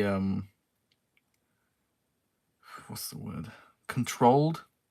There are some laws that prevent American food to even come into the UK and the European Union because it's just that unhealthy. It doesn't abide to the it doesn't follow the laws and regulations of health and safety in Europe and in England, in the UK. It's a good example is red 40, or whatever it's called. Yeah, the red The red color, food coloring. yeah. It's in like Twizzlers, it's in cake, it's in all sorts of stuff. But it is literally only America you can sell it. It's banned. It's banned in the rest of the world because it's so bad for you. But hey, let's ban Kinder eggs because kids might choke on the toy. Anyway, we're gonna keep dumping. We should probably stop. Yeah, probably stop. Sorry, guys. I did have some lovely cake in New York from. What was his name again? Bakery. What Carlo's Cake My mum Bakery. wanted to go. That was nice.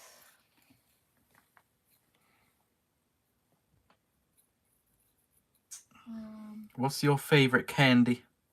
What's your favorite chocolate bars and?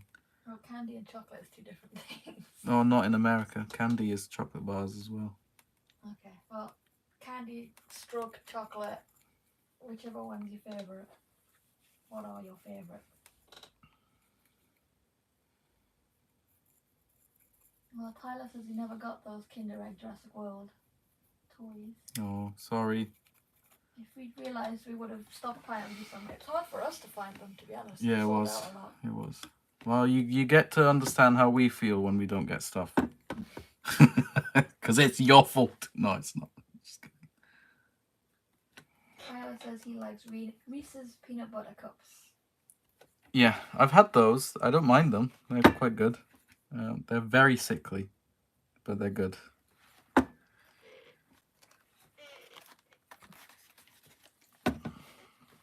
never tried those. No? No. Well, you like peanut butter, but I think you might find the whole thing a bit sickly. Although you do like sickly, but... To an extent. Mike Thom says he likes, chocolate-wise, he likes Cadbury's Fruit and Nut Bars. Mm-hmm. And candy-wise, he likes Toxic Waste Sours. Toxic. Do you have toxic waste in America? The sweet. Yeah, not the actual real thing. The sweet, the candy called toxic waste. Is it a thing in America? I don't think it is. Nate says if we're talking candy bar, it's Paydays. Chocolate is Hershey's Cookies and cream, sorry. And he also loves gummy bears. Oh, freaking love gummy bears. There's this gummy thing that I really love, and it's so rare I never find it. It used to be in Italy a lot. I grew up with it in Italy, and there were Haribo crocodiles with the foamy bits underneath. You know, the white sort of marshmallowy bits underneath the gummy itself. I can't bloody find them here, can I? And I miss them. They're so nice. Always a treat, those. It's a good thing we don't have a P.O. box you get million. No, I wouldn't.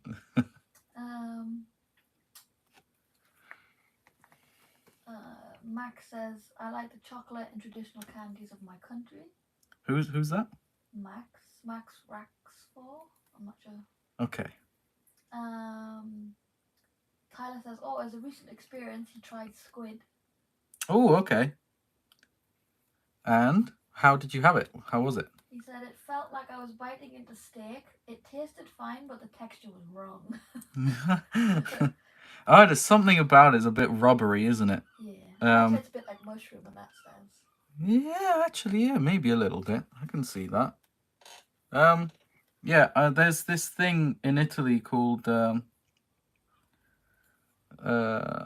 well, there's two things actually called fritto misto, which is a fried, a mix of fried seafood, like battered and fried, and then there's what are they called? What is squid called in Italian? I'm blanking out now. It doesn't matter, but it's squid rings, but battered and fried. But it's it's not the unhealthy batter and fry like with chicken nuggets and stuff like that. It's fried with olive oil. It's fried with extra virgin olive oil and Calamari? yeah, calamari. That's it, calamari fritti. And that is part of my childhood again. That is something. That's something else. That is so nice. I'm gonna have that when I go back to Italy at some point to see. Actually, yeah, we're going to Italy next month. Back home for a little break. And yeah, I'm just gonna stuff my face with it. Obviously, if I can afford it, but. That was Nate that pointed out it was calamari, not me. Oh, was it? Oh, thanks, Nate. Thank you. Yeah, it was calamari.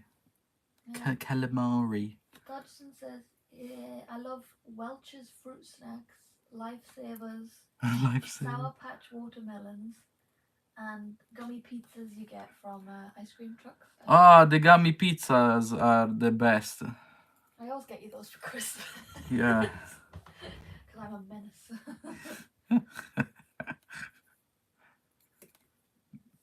Gummy pizza. Tyler says he didn't go for more after the initial bite. No. It was too much like mushroom steak. I wonder how you would like the Italian food. Like the actual Italian food, not Italian American food. That's totally different. It's another planet. A lot of Americans that I see online seem to really like Italian food, proper Italian food. Well, everyone likes proper Italian food. You'd like it too, but you can't eat it. No, but I can admire it. I enjoy the pizza because I can actually eat it.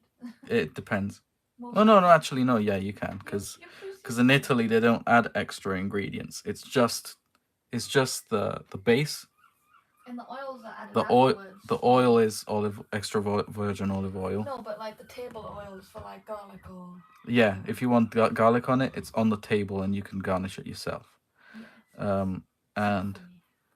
And they don't add herbs and spices in the sauce. It's literally just passata, mozzarella, and a leaf of basil, maybe. But I can always ask for them not to put that on. Yeah, and it's like that. It doesn't sound like it would taste good, but it's just something about Italian ingredients just tastes good. I don't know how it makes sense, but I don't know what they do. It's just maybe it's the love they put into the food. I don't know. Tyler says he loves spaghetti del carne and stromboli. Do you know what stromboli is? Do you know what it actually means? What it comes from? No. I'm talking to everyone. Oh. I'll wait for their reply. I'm adding a bit of a whitewash in some places, by the way. Just a light whitewashing. In the meantime, Tyler asks what everyone's favourite ice creams are. Yep, what's your favourite ice creams, guys? But yeah, Tyler, do you know what stromboli means? He says basically it's a calzone. So do you know what the word actually means, though? Where it comes from? Well, I'm going to wait another 15 seconds or so. So according to ice creams, Dodgson says cookies and cream. Max says Oreo ice cream. Yeah. Tyler says Moose Tracks ice cream, which is chocolate, peanut butter, and vanilla. Vanilla. Yeah, I'm struggling. Caden says cookies and cream. Oh, there's a lot of that. Wow. Yeah, I'm not a fan of cookies and cream. I like potatoes. I like toffee swirled into vanilla ice cream. It's not a specific brand. Go up. Well, no, because I've had things like Ben and Jerry's fish food, which is basically like caramel and chocolate fish. Yeah, dark chocolate fish, isn't it? Yeah, the dark chocolate, but it's because it's mixed with everything else. It sort of balances. So, Tyler, do you know what stromboli means?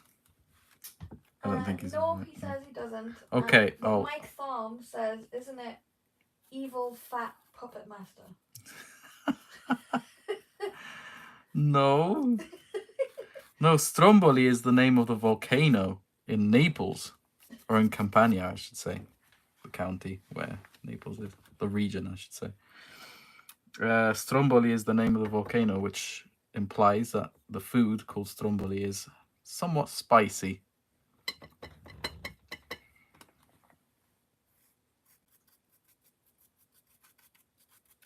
There's 2 volcanoes in Italy.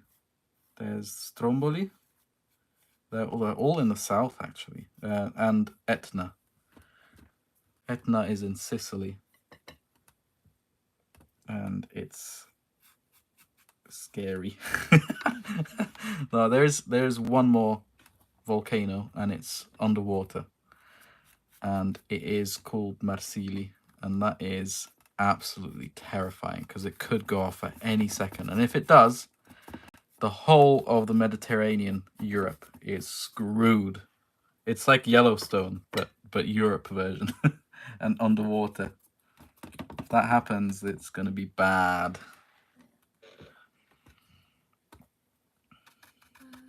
Carla says, what if it was meant to be spicy? It was incredibly weak. Right. The spaghetti con carne. Is it carne, C-A-R-N-E? Yeah. Yeah. That is called ragu in Italy. Ragu di carne. It's the type of sauce is literally just tomato sauce with, well, it's the tomato pasta sauce, so with garlic and onion in it and stuff, but with minced meat. It can be various types. In my parts of Italy, because I'm from the countryside in Italy, it's ragu di cinghiale, which is wild boar minced meat, and it tastes bloody good. It is very, very, very good.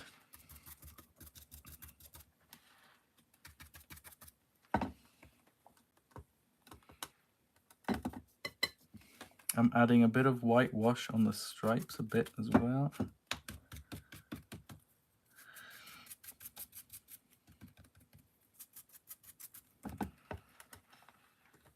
Gosh, I'm so tired. You're making me want to eat pizza and spaghetti and stuff. Everyone's end up talking about food. Oh man, oh jeez. My diet is ruined. My diet is ruined. I hope you're happy.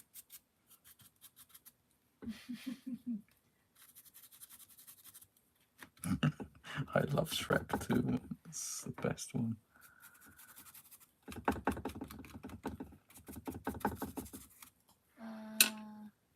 Kyla says, we recently tried chicken breast cooked on the stove with a sweet bourbon marinade. Ooh. Oh, that does sound good.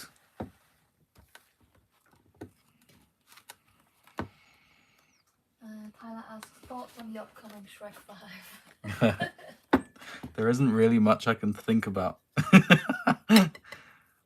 that announcement thing is hilarious, by the way, with the music and the thing. I think it's just gonna be a massive money grab. I don't think it's gonna be particularly good. Number 4 wasn't great, but there's something that Sora and I discovered or noticed about older films that we remember not being very good. Like some of the Harry Potters, we remembered them being pretty bad and we didn't like them. And other stuff. And looking back at them, watching them again, we go, oh, actually, that wasn't as bad as I remember it being.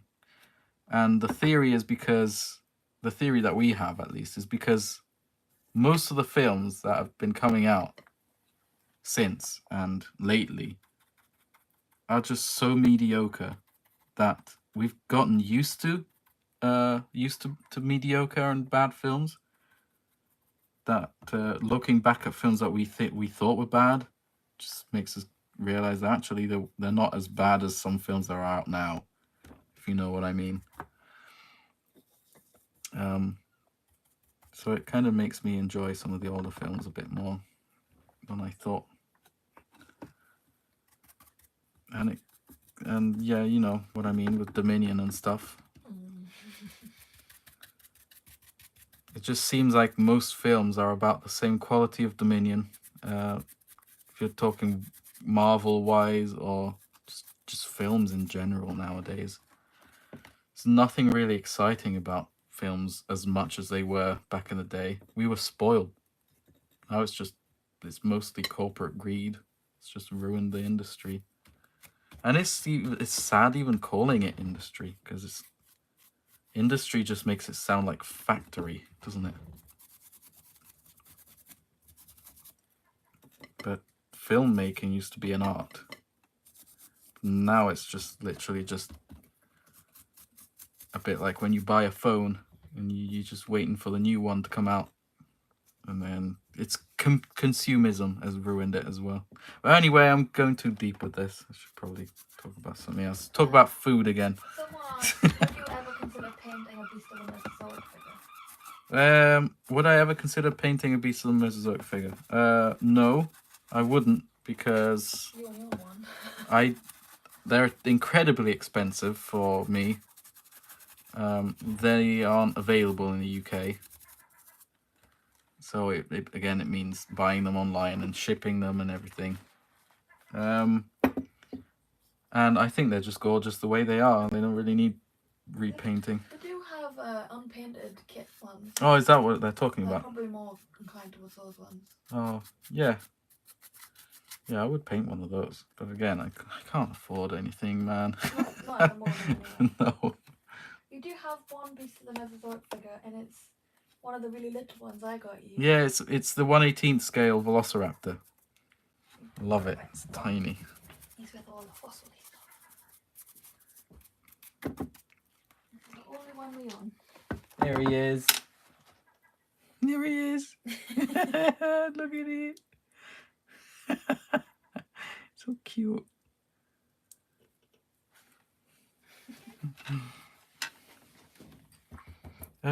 Would you be able to change the water for me, please? Yeah, of course. Thank you.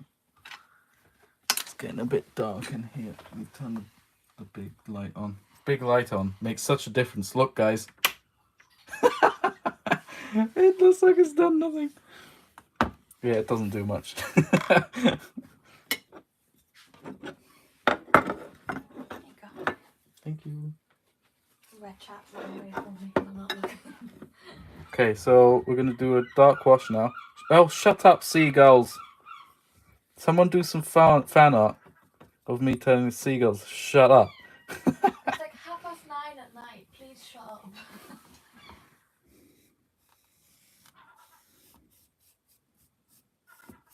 Listen to them laughing at me.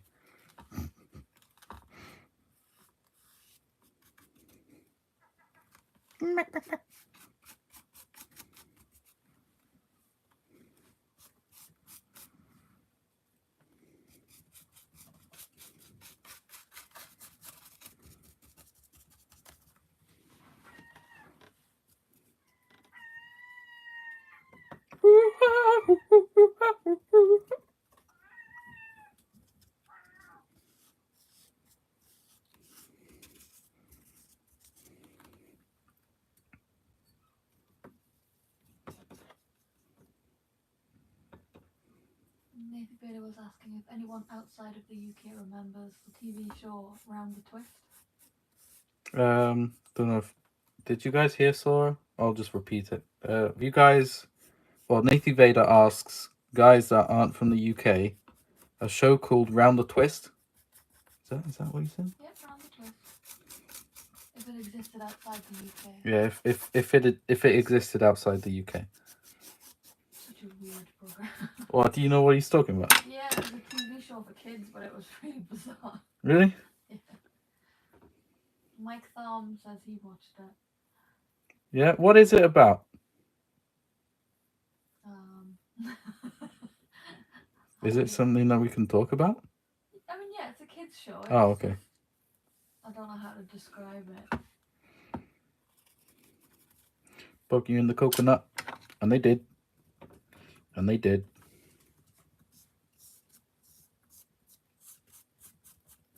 Hello.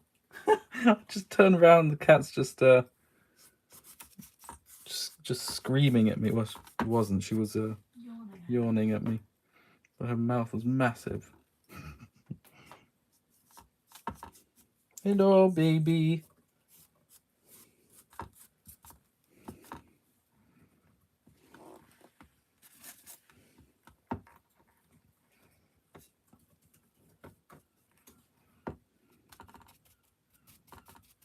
Stop it now.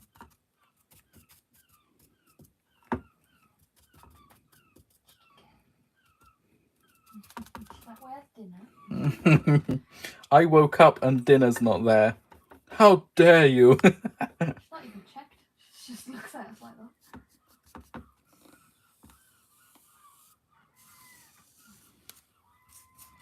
Someone was asking about what paints you use for your prehistoric Planet Rex, and I was like, red, yellow, and blue. What colours or what brand? Colours. It's like, Prehistoric Planet. Right. I Well, said ARTEZA paints or Liquitex. And this is the base colours. So it's like a beige creamy colour. And then a brown. And I made sure I painted all these patterns in. And then it's a case of using a off-white for the patterns on the back. Grabbing a bit of green wash and doing it all over. On some patches, I should say. And then dry brushing the whole thing with a grey.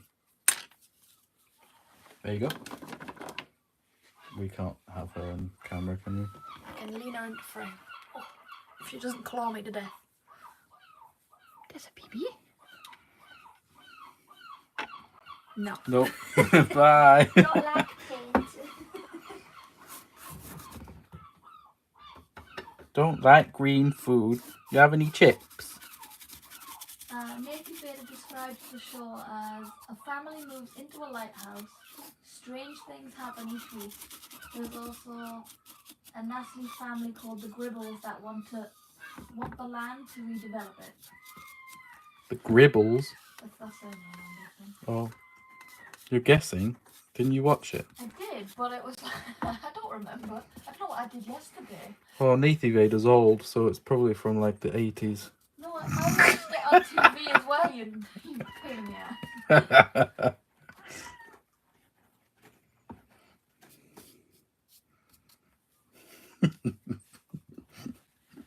Oh yeah, Native Vader's old. Oh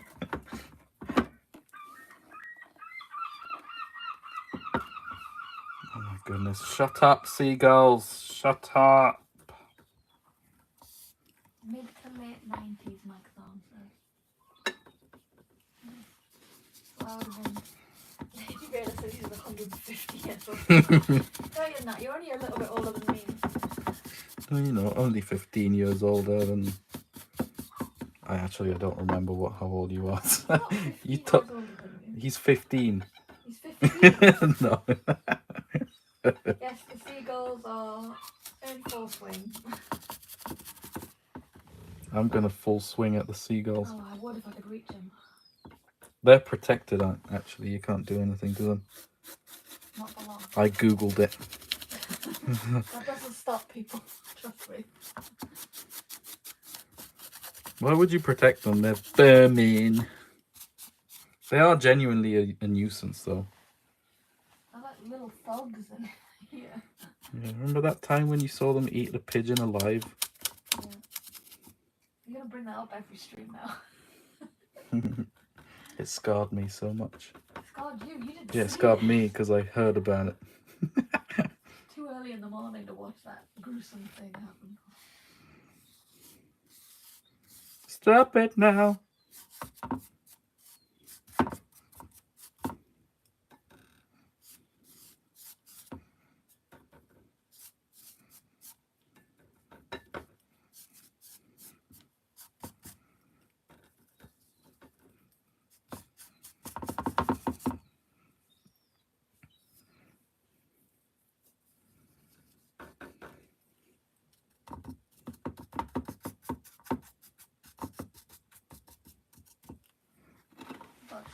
They did what they did.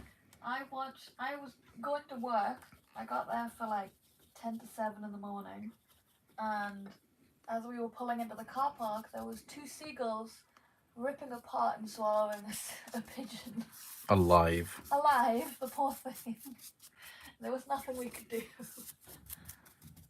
Vicious.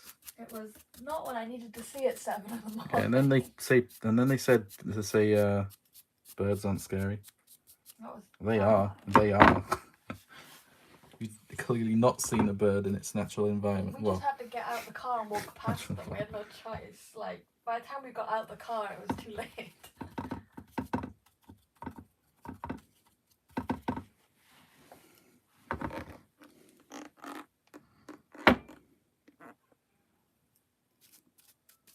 Not really what you want to see when you've only just had breakfast. Depends on the type of person, but yes. If you're a psychopath, then maybe you might enjoy it. You've been holding Charlie's face up on the camera. She looks like she's like sniffing the camera. Oh god, I bet that was loud. Can you tell we're a little drunk on being tired? Makes you a bit loopy.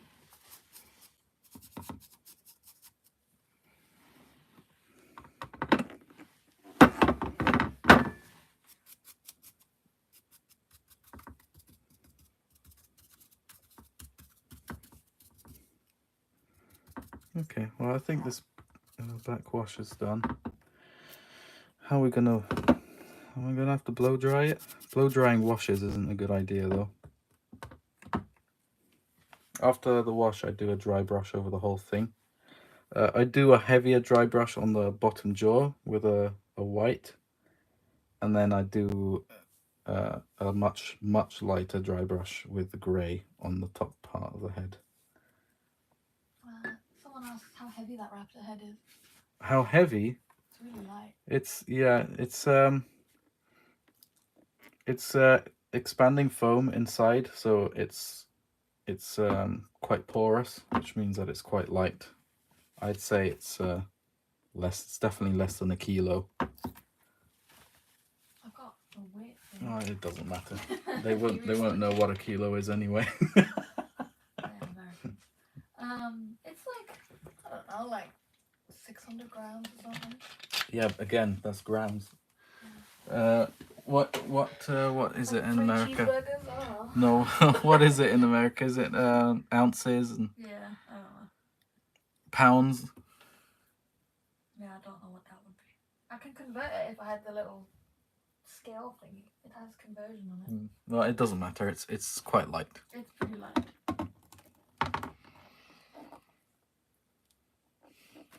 I'm savage. I'm just gonna dry brush it. I'm just gonna blow dry it a little bit. Hairdryer warning. Yep.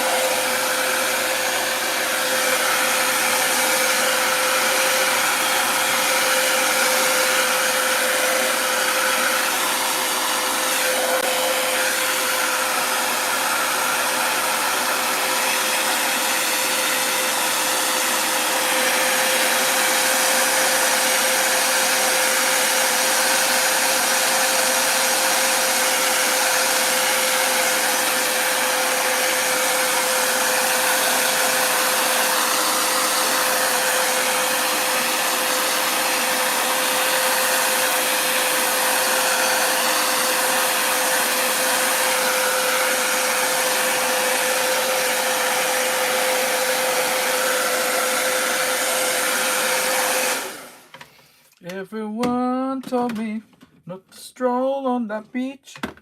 Stop singing it. We'll get us in There we go.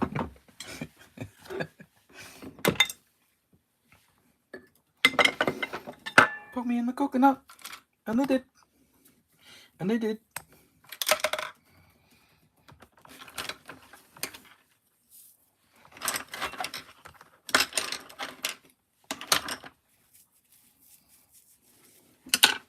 Someone said, are you going to paint the eyes? And I was like, the glass, it's okay. Just clean Yeah, them. the eyes are glass eyes. Once we're done, I'm just going to scrape off the paint with a toothpick or cocktail stick. Is it toothpick or cocktail stick? We had this argument. I know, I've forgotten. What is it for you? It's toothpick for Americans. All right.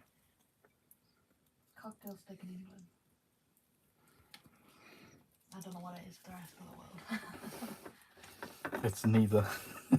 Another word entirely. Yeah, Tyler says toothpick.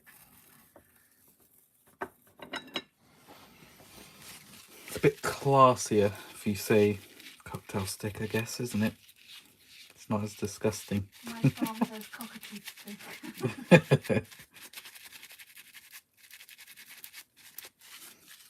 Okay, let's see if this dry brushing works. Yeah, I'd say so.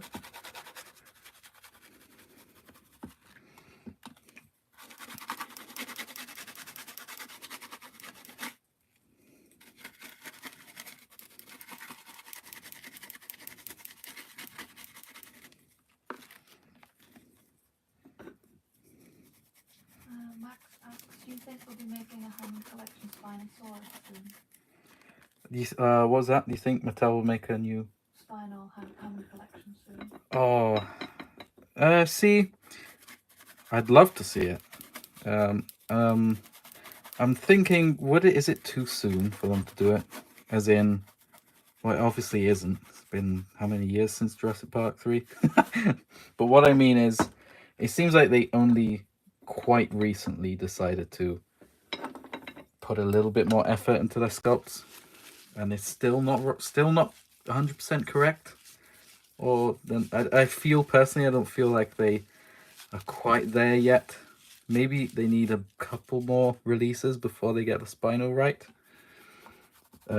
But I'd love to be proven wrong. Personally, I think,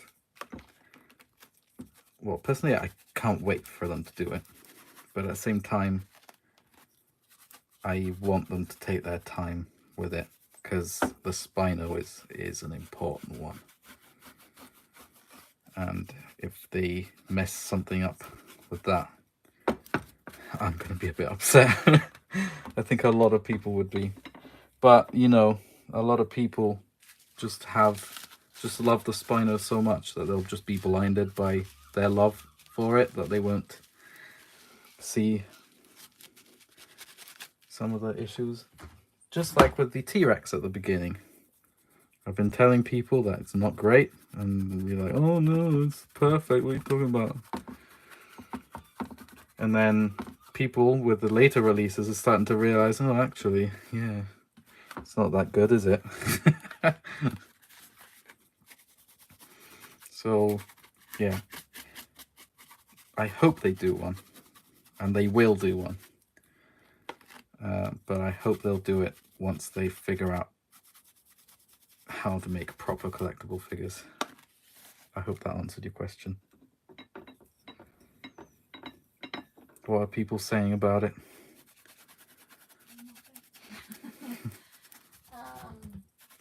I think it's more likely for them to do an Indominus Rex before a Spino.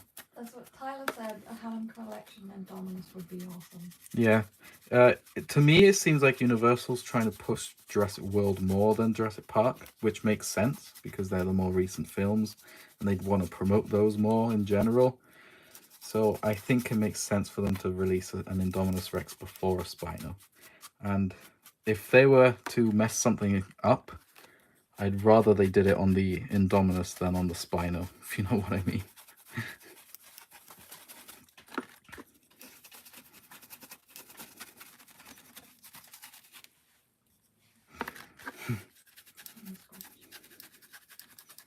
The seagulls are gone. Hi. 5 minutes. I'm amazing.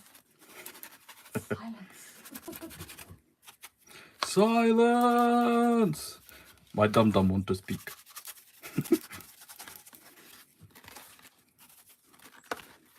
There we go. You see how much that has dialed down the patterns on the bottom jaw. You can still see them, but they're a lot more faint. Looks a bit more natural like this, doesn't it? Told you it would look a bit better with a dry brush and a wash. So what's left now?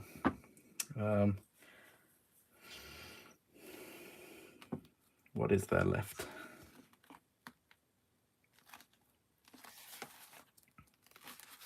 That's pretty much it, isn't it? I'm not going to lacquer it yet. I'm going to be peeling the paint off here, and then so we can all see what it looks like with the eye, and then I think I'll probably end the stream and lacquer this tomorrow, make a proper cat's meowing, make a proper masking tape protection for the eye. Can you shut up, please? The scars. Ah, the scars. Thank you, Tyler. Thank you. Oh, look, it was the seagulls earlier. Can you please shut up too?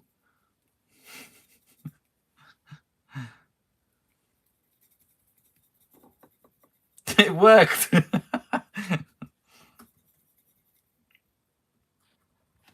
Okay, right. So the scars are, there's one there. Thank you, Tyler.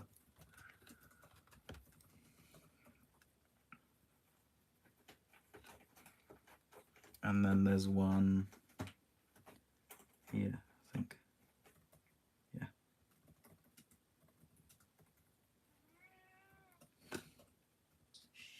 What does she want?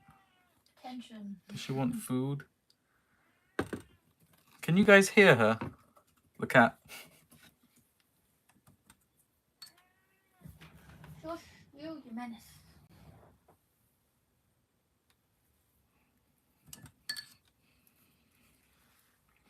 Okay, it's time for the eye reveal, I think.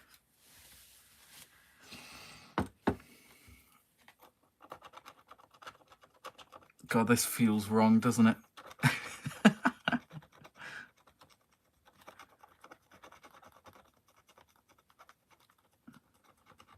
inch is not that loud. The seagulls are louder. Yeah.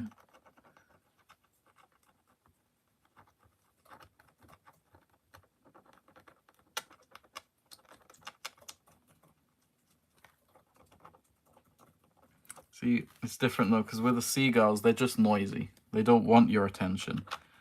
But with the cat, she's meowing because she wants our attention. And there's this inflection in her voice that is just like, come on! Give me attention, I want food.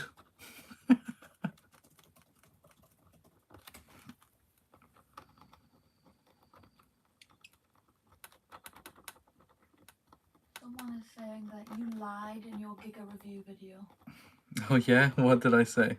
You lied that it could stand, and you lied that it can't see the eyes from the front. What? You can see in the video that it says stands. they've just gotten one, and it can't stand, and you can see the eyes. Well, good luck to you. Whoa. Okay. Well, there's video proof that what I'm saying is true. So, okay. He says There you're we go. misleading people's choice. Oh, am I?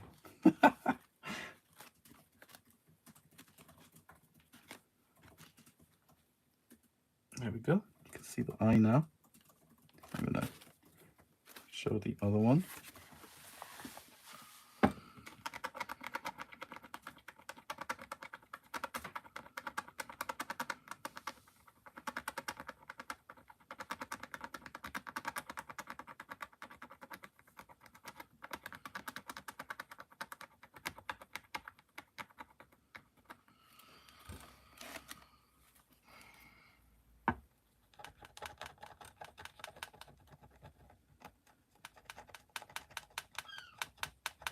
Oh, Seagull's back. You mentioned it. You see, you mentioned it was quiet. They're back.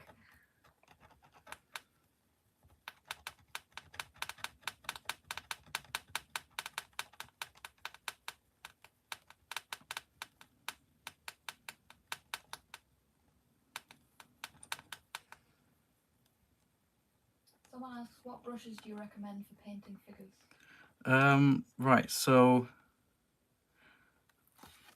I prefer, it's obviously it's up to you, but I personally prefer synthetic brushes like this, where they're very fine and they're synthetic. They could be any color really, as long as they look fine like that. There's some other brushes like it looks like, I don't know what they're called.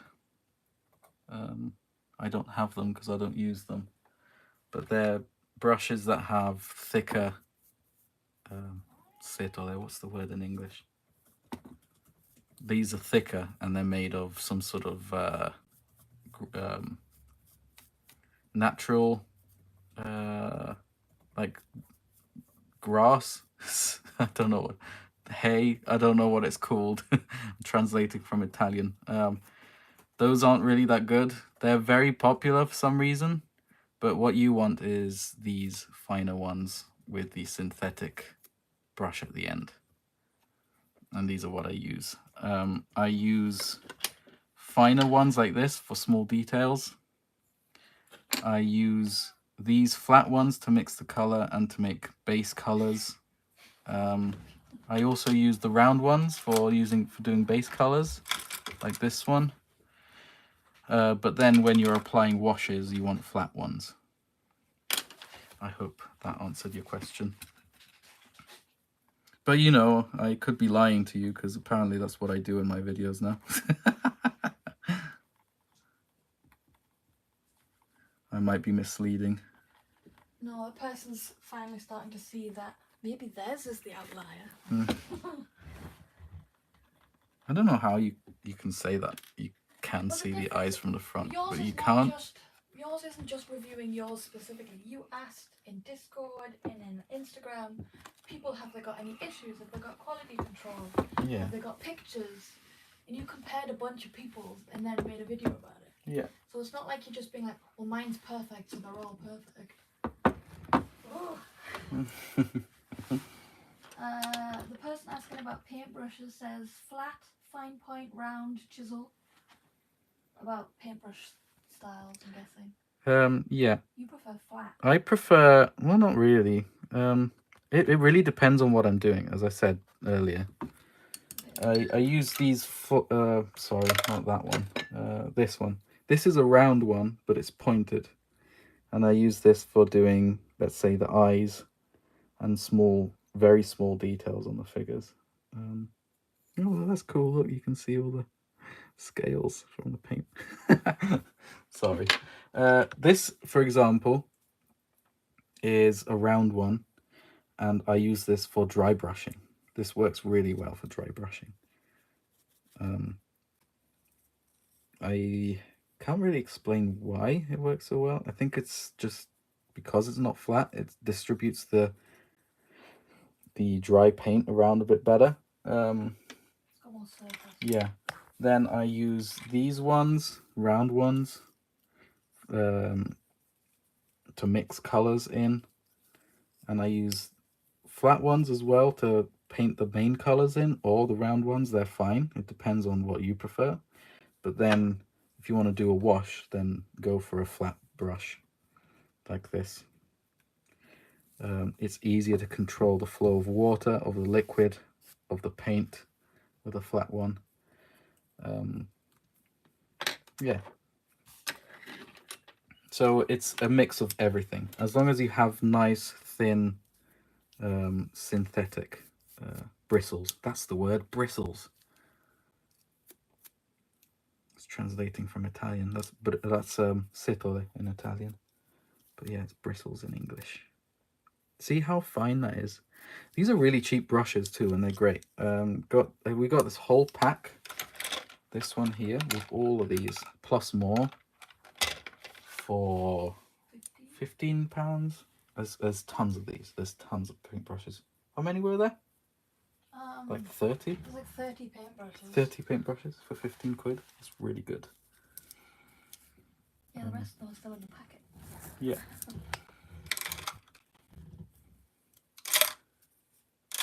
So yeah, I think that's pretty much it.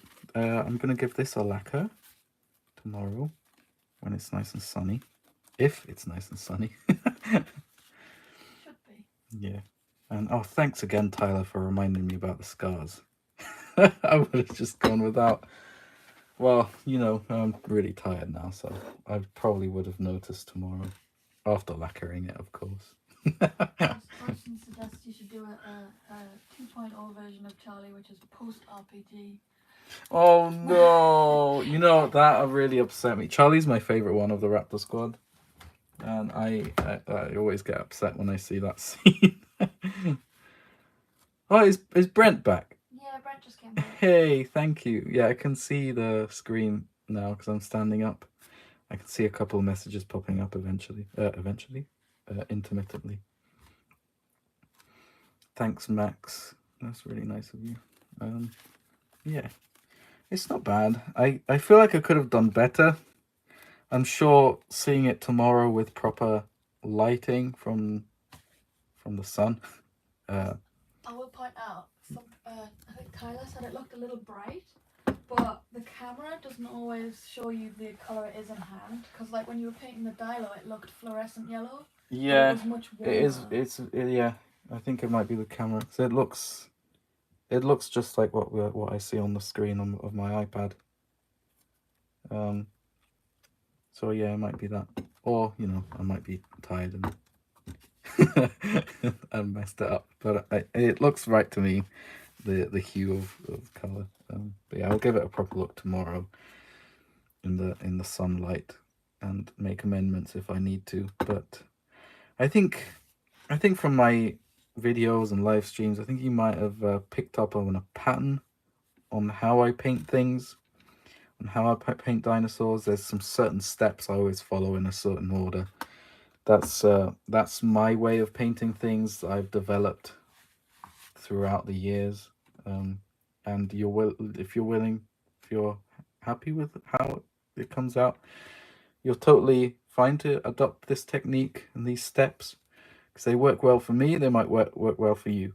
It might be a good starting point for you if you want to try painting, if you follow these steps, and then develop your own. Maybe get rid of a step, maybe add another. It depends on what you feel feels right. But yeah, going over these steps again. These steps were 2 base colors, which is the green at the top and the grayish beige for the bottom jaw and the bottom part of the neck. These are the 2 main base colors. That's step 1. Step 2 is adding some of the detail colors on. So that was the colored scales and the stripes. Step 3 is adding a wash, depending on the source material and depending what dinosaur you're actually replicating. You can decide which color wash you want to add, or if it needs a wash at all. I recommend you add a wash regardless if you want to do something that looks quite realistic. So for this one, and for animals in general or reptiles in general that have counter shading, which is a lighter bottom and a darker top, you generally want to use a darker wash for the bottom part and a lighter wash for the top. It doesn't always apply, but that's a general rule that I use, and it seems to be working so far and throughout all these years. So yeah, step 3 is the wash, and step 4 is the dry brushing. Now the dry brushing is hard to get right sometimes, but it really makes such a huge difference. As you saw, when we apply the dry brushing on the bottom jaw and it softens out all those sort of harsh looking patterns that we added in variant different colors. You can see a bit of green poking out there, a bit of bluey green poking out there. It really softens everything out, blends it all together, and it just really helps unify all the work that we did so far. It also, real life animals don't really have that strong of a color unless you're looking at very specific types of snakes and frogs and stuff. So adding a dry brush to sort of dull down a bit of the things makes the whole look a bit more organic, in my opinion. And yeah, I think that works. So those are the steps we used. You can add a step as well with lacquer or varnish, depending on how you're doing these. This is a glass eye, so we don't need to varnish the eye at all. But if you paint the eye on, then you need to add a varnish on, a very glossy one, to make it look nice and realistic. I'm going to add some gloss inside the nostrils, and then we're going to... Oh, that was after lacquering the whole thing with... oh, it's in the other part of the room. It's okay. It's satin lacquer or matte lacquer. You don't want to use gloss because nothing is really shiny unless it's wet, like fish. So satin, I think, works best. But if you want to have the eye look really wet and the nostril or the mouth look really wet, I recommend using matte lacquer because there's a stronger contrast. Yeah, those are the steps.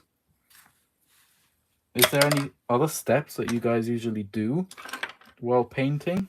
I'm interested to know how other people paint stuff. Is there some other steps that you would do or recommend even? She-Wolf just joined. Oh, hi, hello. While we wait for questions or people's opinions to come through, someone asked if you would consider making a JP3 female. Oh, we do have and a JP3 I said you've female. already done one. Yeah. And I said I would try and grab it. Yeah. So you could show it off. There you go, JP3 female. Again, you can see all the colors are really strong on the camera here. You can see a lot of yellows happening, a bit of pinks as well.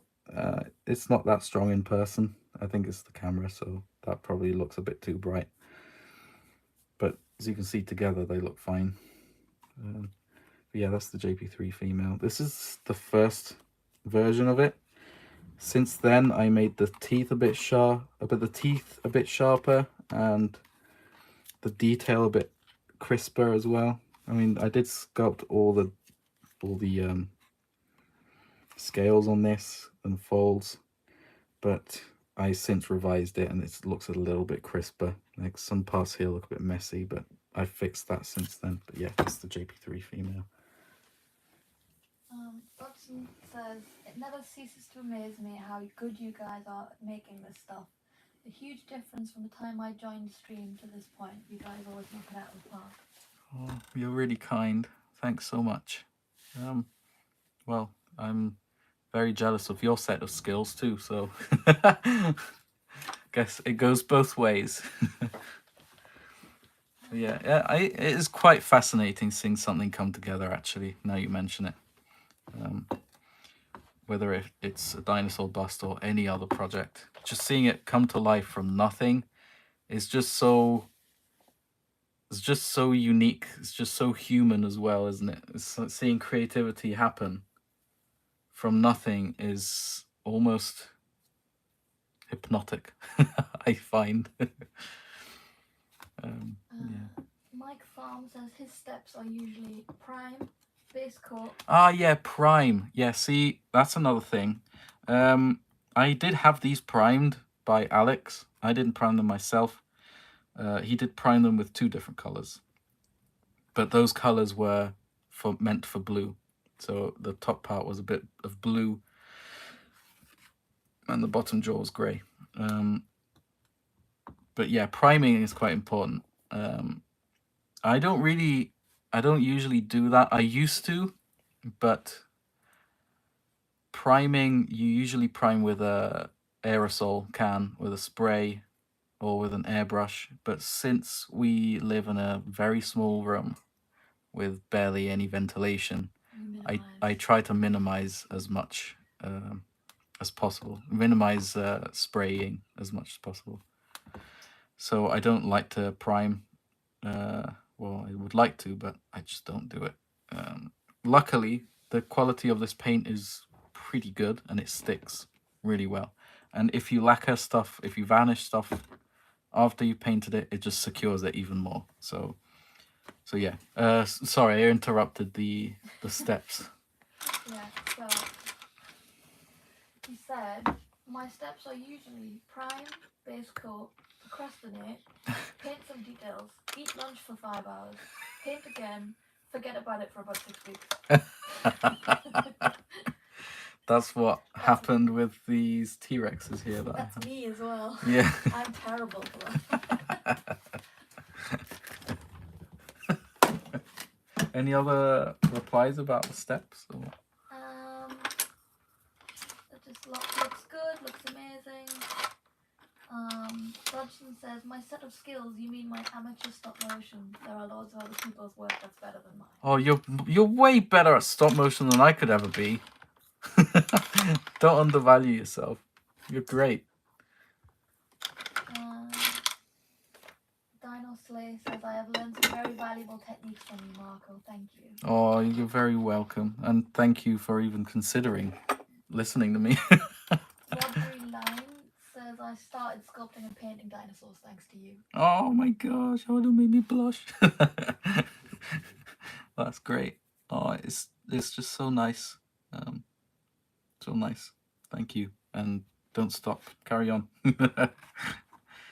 It's so much fun doing this stuff. Someone asks, do you plan to make 1:4 scale wall mounts of your sculptures, or quarter body busts with arms and head wall mounts? That would be amazing. Actually, now you mention it, I did have someone commission a bust, but it's just a digital sculpt, a raptor bust, for it to be printed out life size. Thankfully, I'm not doing the printing part of it, so I did the bust and I sent it over, and that's something I'm really excited about. So I will consider doing life-size stuff, even life-size stuff, but scaled down stuff to 1/4 and whatever, as long as I'm not the one printing them, you know, because I don't have the resources where I am at the moment. Print that size. No. The maximum size we can print with my mate Alex is 1/18th, pretty much. Unless it's just a bust, yeah. And busts wise, this is the size we do. We could go bigger, but we just don't have the time or money resources to do that. But if someone is willing to purchase a 3D model of a life-size model, then yeah, I'm happy to do that. I'd love to do that. That is sick.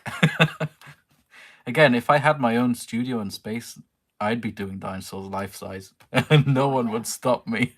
Oh yeah, I'd be away with you. Yeah, when I used to live at home in Italy, we have massive space there, and I built 2 almost life-size Jurassic World Velociraptors, one of which was blue and the other was Charlie, and the blue one is the one that served as a base for the raptor head puppet. The raptor head puppet you see, that you've seen on my channel and stuff, is the original blue sculpt that I did with the whole body back at home in Italy. So imagine putting a body on that. And that's a half scale, isn't it? It's, yeah. So it's a bit bigger than a real life Deinonychus, I think I should say.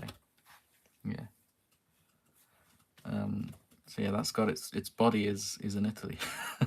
It's probably all mangled and destroyed and eaten by rats. Though, isn't it? Yeah, probably. It's been left alone quite a while. Yeah. Yeah, if someone wants to buy us an art studio, or a house with a studio, or just a house with a garage. No, I'm willing to take commissions for digital sculpting, I think, at some point.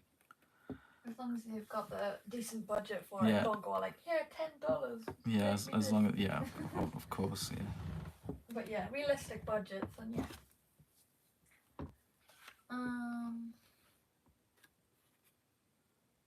Dinorama Sculpt says, I want to make models except someone else can cast and mold them. Oh, I feel you. That's the hard part. That's why yeah. I do it. Yeah, that's the thing. I used to do everything by myself, and it sucks. I know Castermind does everything by himself, and he had to recently cancel some of his figures because of different reasons, and that's mainly, I think, due to him just being on his own, which really sucks. I wouldn't be able to do any of this without other people. I was able to do it all by myself, but burnout and stuff, I wouldn't be able to do it now. I mean, I could. I've got the skills and everything and the experience, but I just can't put my mind to it. So if you have a friend that is willing to learn or knows how to mold and cast, then I recommend you get together and do that, because it is very daunting doing stuff by yourself. Yeah, that's the advice I can give you. If you wanted my advice at all, that is what I would say is make contacts with people that would be happy to help out, right? Yeah. Find people with the skills you need and make friends. Yeah. Or just make friends and then conveniently find out they have those skills. Make friends and force them. You know, if you learn this skill, it would be really helpful. Do you want to see something I've done at university that wasn't a dinosaur? I'll show you the... Don't know if any of you are squeamish about insects and stuff, but this is something I did at university. Uni work, yay! This is a Hercules beetle. This is made with chemiwood. It's a sort of foamy material. Yeah, and the rest is sculpted in with Milliput. And then I added all this hair in. You see this? Hair everywhere and stuff. That is that's model making. That's model what's it called? It's like terrain. Little miniature bushes for railway stuff and terrain. And I just cut strips of it and put it in the gaps and stuff, and it works so well. I was surprised how good this worked, and I was so happy with it.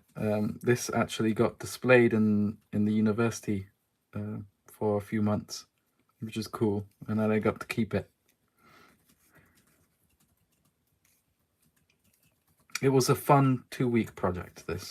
It was a turbo project. That's what New Blades. No, this wasn't New Blades. This is this was a turbo project. So in between bigger projects, we were given smaller ones that we had to do in a week or two, and this was we had to build this during the Christmas holidays, and I'm particularly fond of this. People are very shocked at 2 weeks. 2 weeks, yeah. Tables are scary. Yeah, they are scary. So they're supposed to give you some breathing space between the bigger projects, but it's even more stressful because you got less time. It's to teach you to cope with small time scales and to learn to work fast. Someone asked, have you not thought about working in a museum? We've offered. The thing about museums is that they don't pay. Unless they're private museums.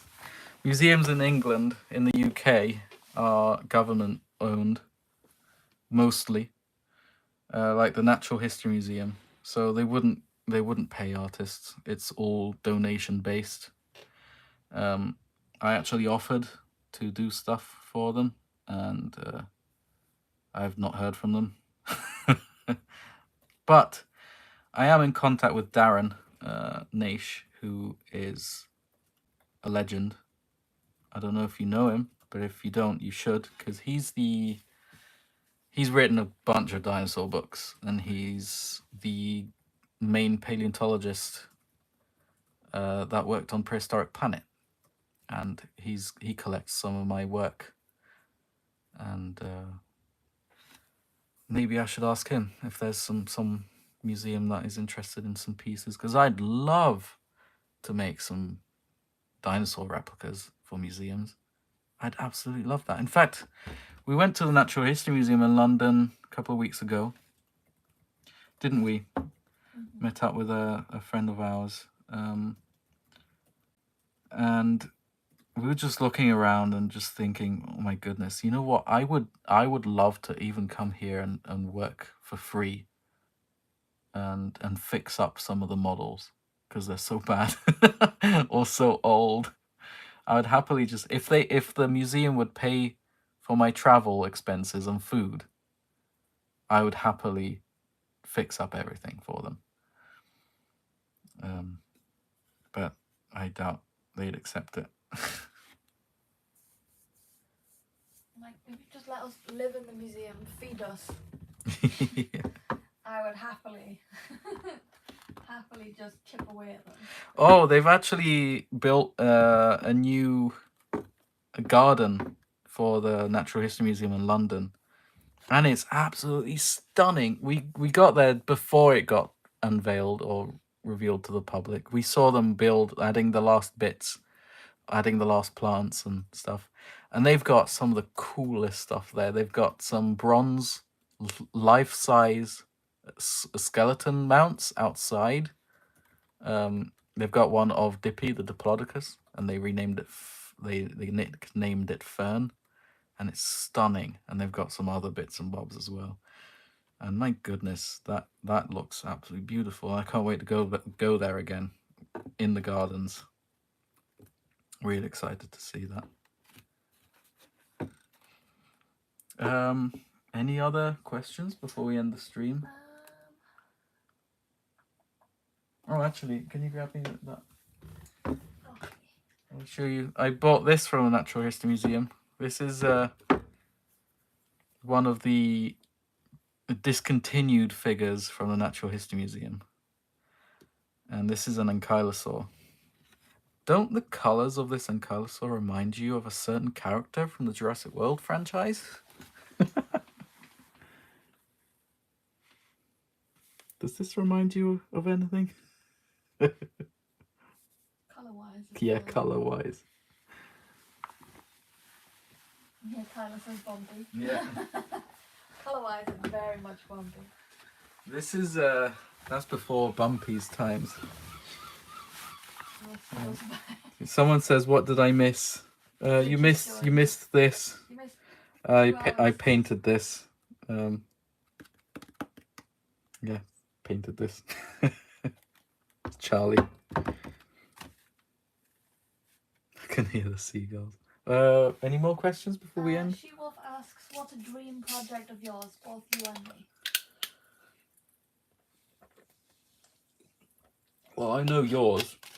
I want to make my copy puppet. Yeah, talk about that. I'll think about what I want to do.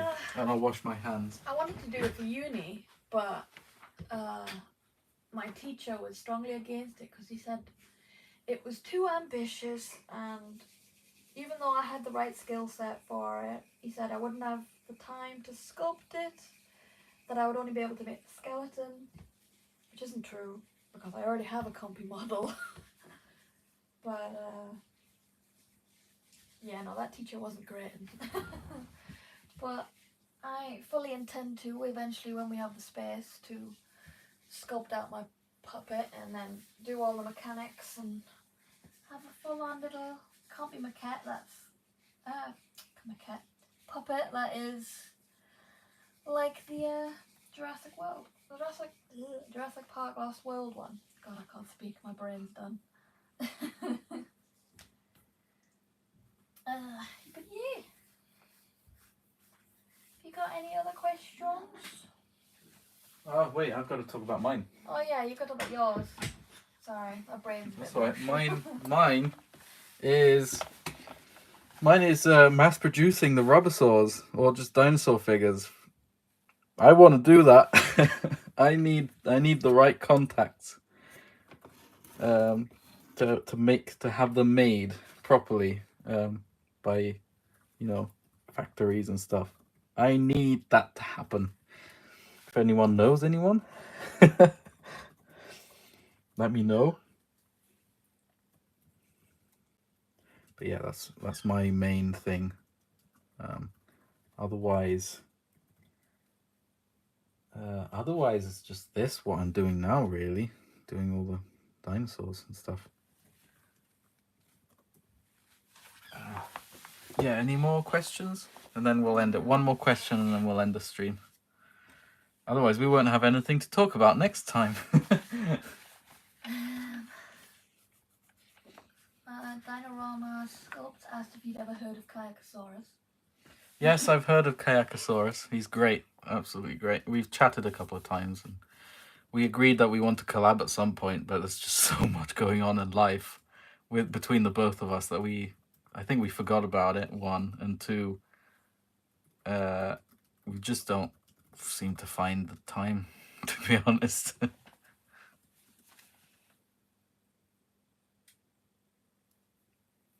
One more question. What's the date for the next Rubbersaur? Oh, I can't answer that. There is no dates. We don't plan that well.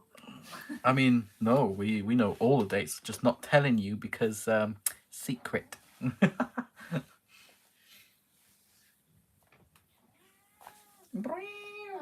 I know. You've been fed. How did you learn to paint? I learnt to paint at school. I went to well, it started with my normal school.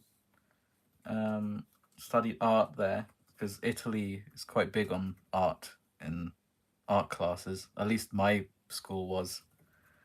And then I went to a proper art school after that. We never really painted models, but we painted paintings, a lot of them. That's how I got to learn how to use different types of paints, how I got to get familiar with such mediums, and then it was me applying that knowledge onto my models and sculptures and tweaking that knowledge a bit to suit the models, and then learning more at university. It was a proper university course that dealt with model design and film, specifically film and TV props and stuff. Brent asks, do you like the Crystal Palace dinosaurs? I don't like the Crystal Palace dinosaurs. I like yours though. Yours is lovely. Yeah, yours is lovely, but the actual designs themselves are terrible. They're iconic, but they're terrible. They're just awful. They're like weird, fat iguana. Yeah, they said that Iguanodon was a big iguana, didn't they? But the sculpt doesn't look like a big iguana, does it? It was just the times. It was just that style. So I personally don't like it, but it's cool. A few people have asked which raptor do you plan to do next, but I thought maybe people could leave comments. Raptor. Yeah, actually, yeah. Which one they want. Yeah, leave comments in this video, in this live stream. Comment. Is a comment section available? It will be when it ends, if not now. Is it not available now? Check down. No, it's after. Okay, right. As soon as the stream ends, which is going to be in about a minute or two, go in the description and type which raptor I should paint next, which raptor bust I should paint next. So it's either Blue, Delta, or Echo. And I think with that, we can end the stream. Yeah.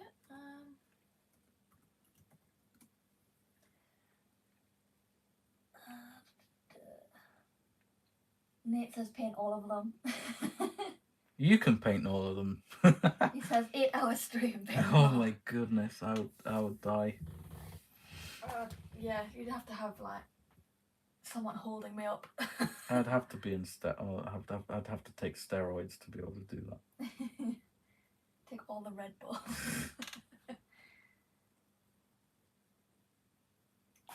Okay, well, if people leave them in the comments when the video ends, because there's people voting in chat, but obviously that'll Yeah. see later. Okay, right. We'll end the stream then. So what's going to happen now is the stream's going to end, and it's not going to be available for a minute or two because YouTube is going to be processing it and turning it into a video. Once that's done, you go in the live stream section of my channel, and it's going to be there. If it's not, just keep refreshing because it will appear. Once it appears, you go in the description and type in the Not Raptor. in the In the comment section. I'm tired. I apologize. No, go to the description. Leave a comment. Yeah, go to the comment section and put the Raptor bust that you want to see. Thanks so much for joining. And we'll see you in the next one. Bye.